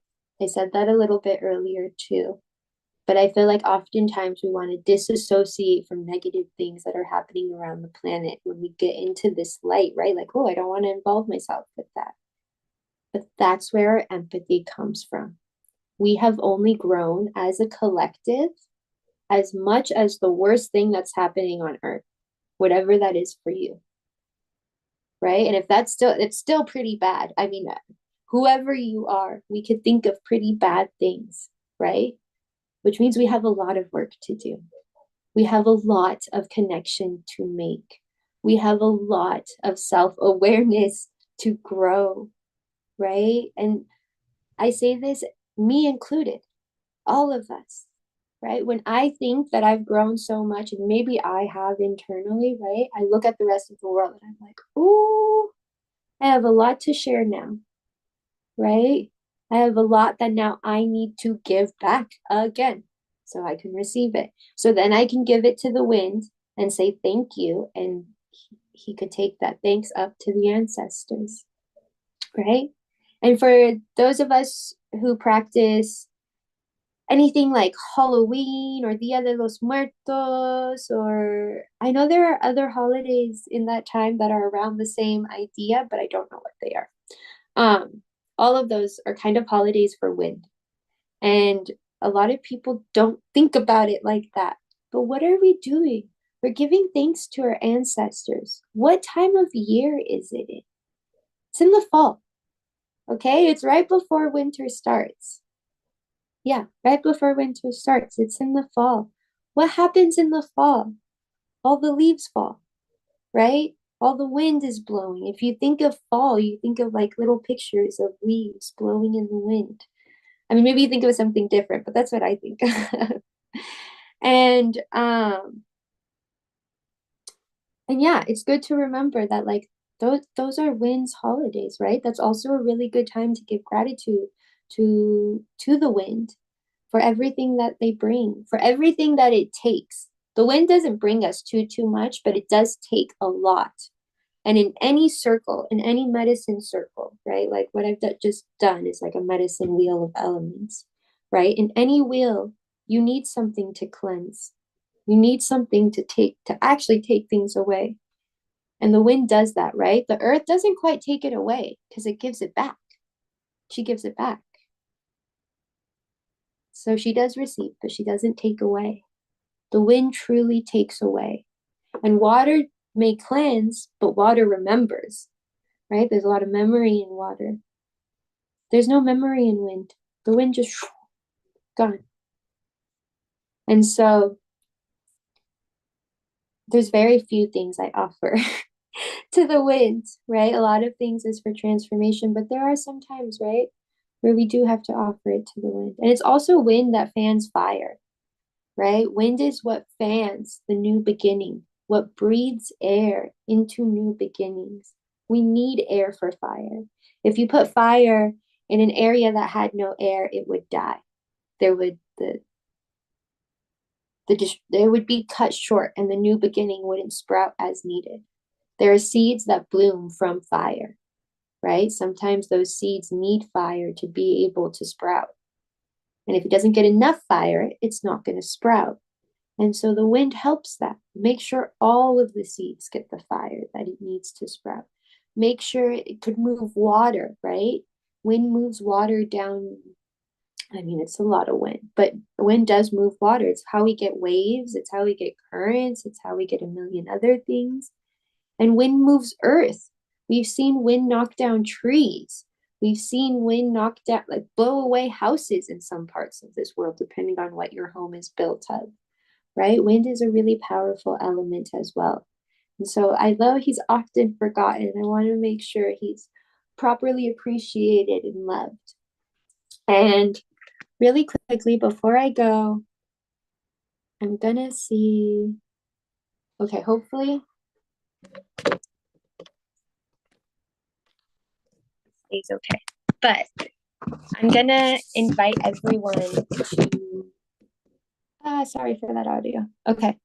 I'm gonna invite everyone to actually build their own altars at home and to recognize, oh yeah, I can. So the fire is east, the water is south, the earth is west, and the wind is north. And the cardinal directions are also very important. And they kind of,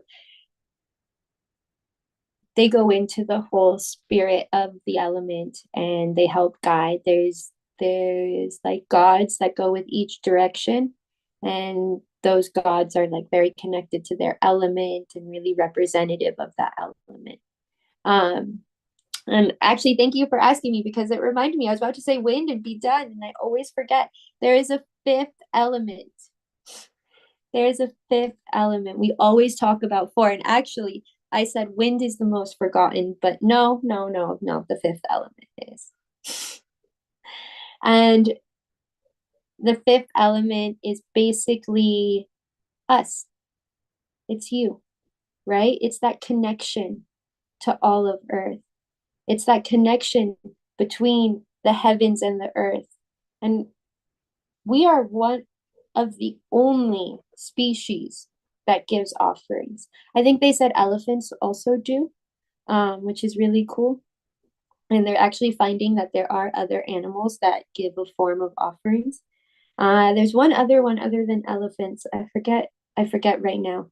But we are one of the only species that does this. We are one of the only species that can consciously connect to these elements, and that can consciously connect to the sky above us and the cosmos.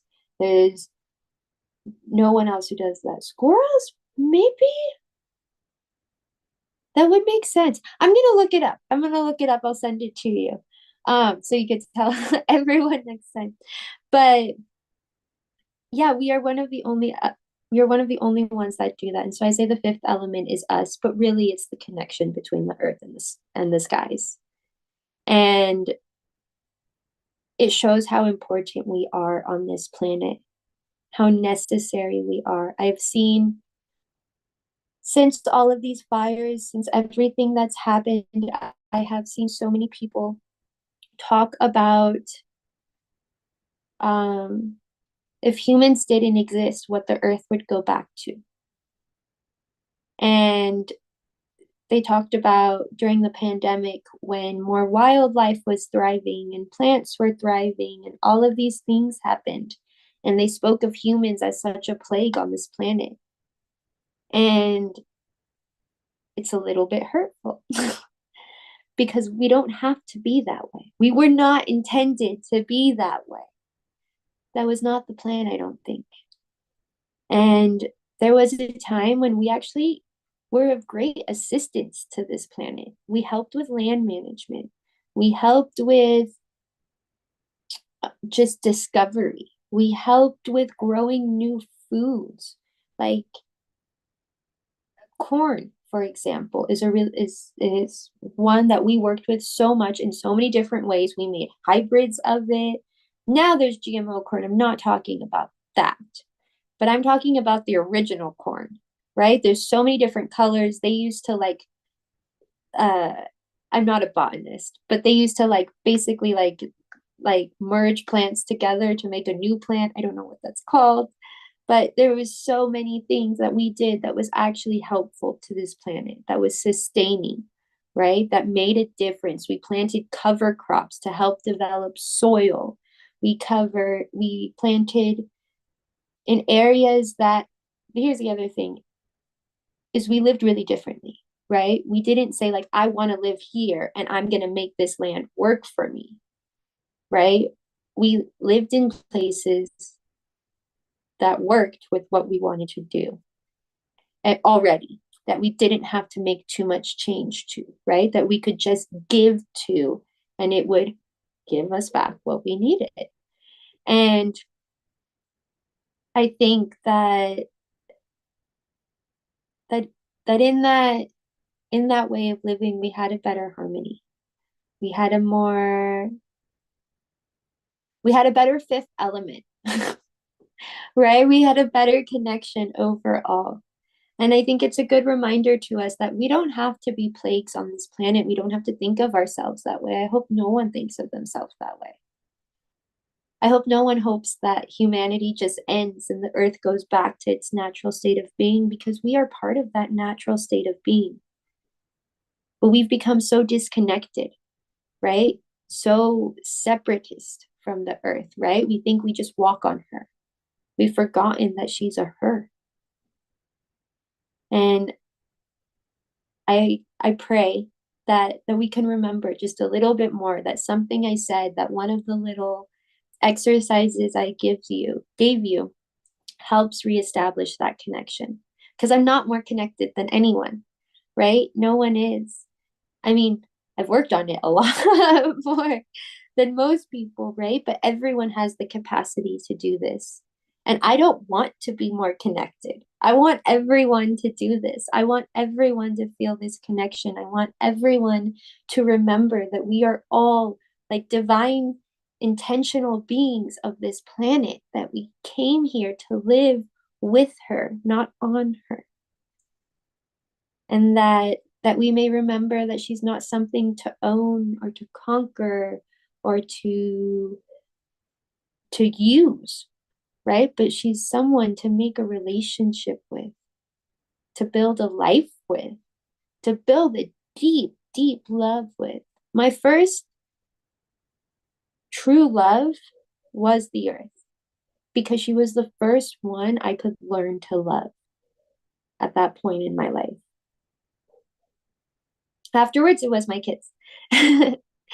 But before that, it was the earth, because at that time, I had no concept of how to love.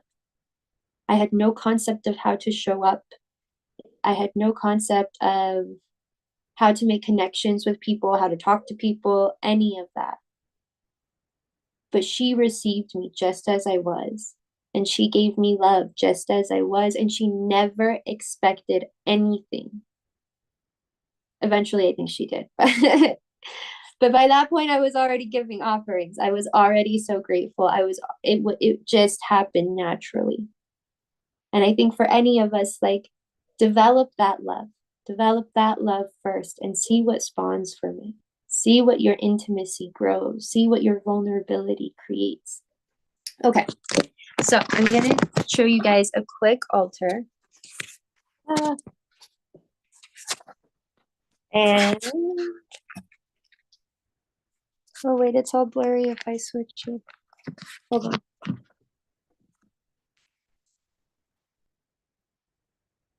If it switches. Oh, there it is. Okay. So,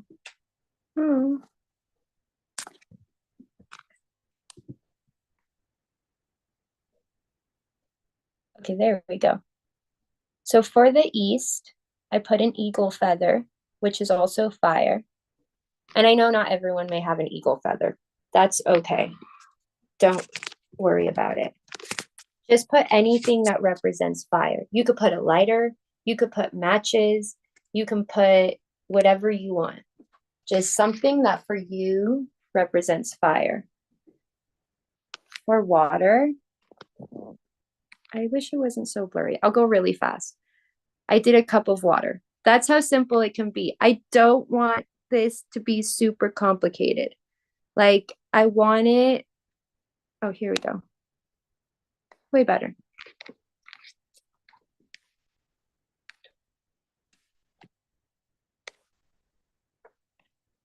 Okay, so for water, I did a cup of water. And that's how simple it can be. I wanted to use things that I just had around my house so that it was super easy. And you guys could do the same. I didn't even use a pretty cup on purpose, because I was like, any cup is fine. For earth, I did copal. I know not everyone has copal. You can literally use dirt. You can use a leaf. You can use a stick from outside. Like I said, this is all symbolism. It's the intention that you put in it. And finally, for air, I did the shaker. And that's because for me, that's a wind instrument.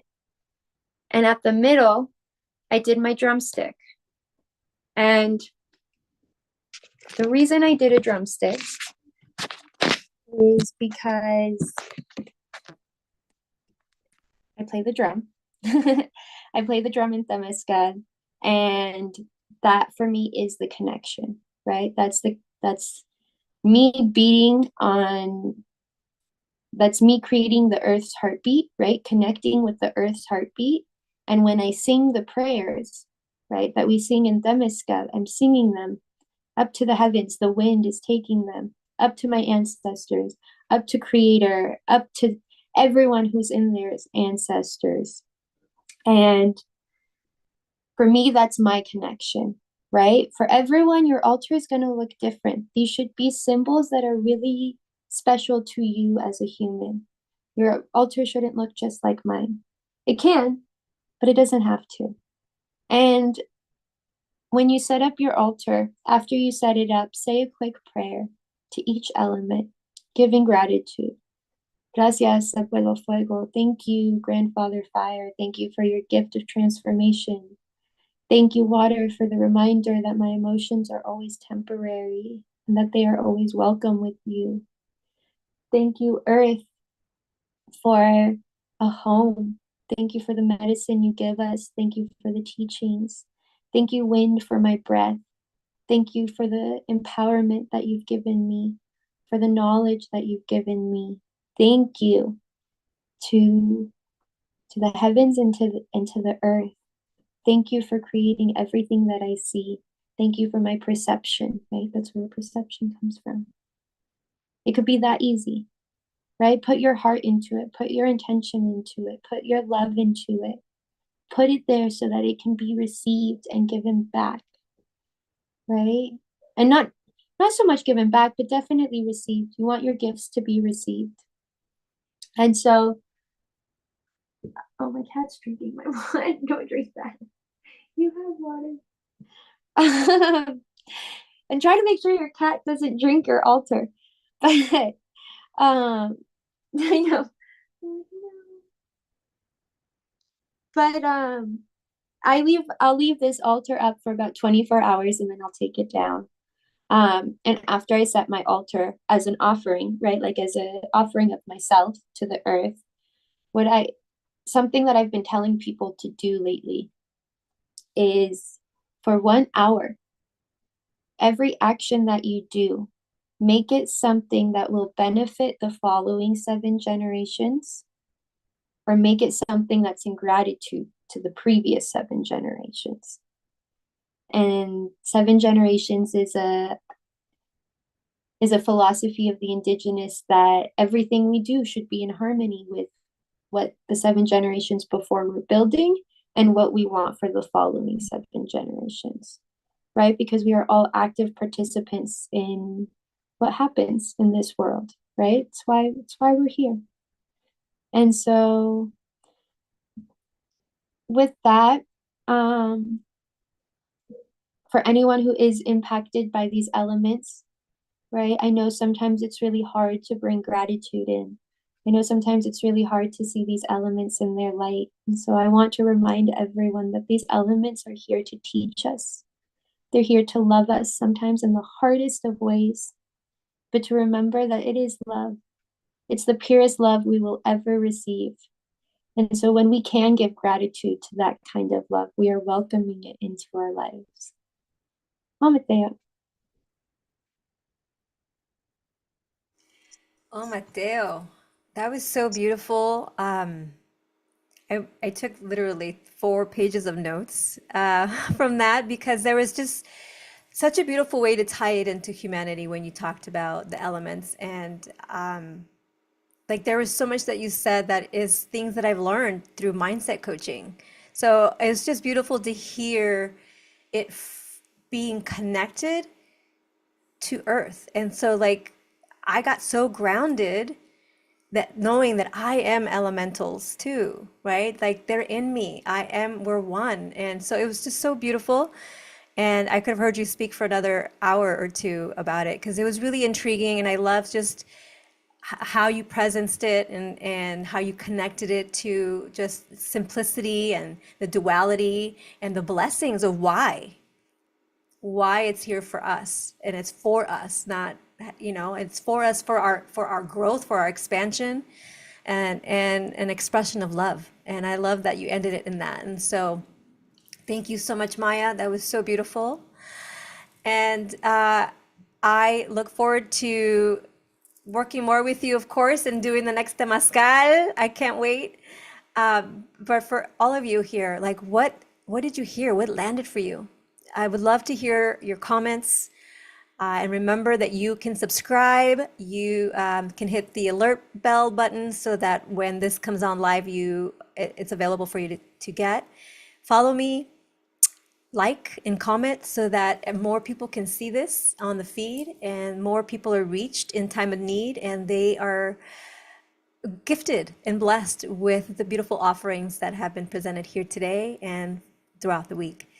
We'll see you next week, starting again at 10 a.m. Pacific time till the 24th. And if the community is feeling still a calling for more, I will extend it for another week. In the meantime, please be kind to yourself, be kind to others, be kind to Earth, and give an offering. Give an offering of yourself, give an offering, set an altar, do a prayer, start being connected. Because when you can be connected to Earth, you get connected to yourself in a more profound and deep way. So thank you again, everybody. Thank you, Maya, for being here. And I'll see you guys next week. Take care.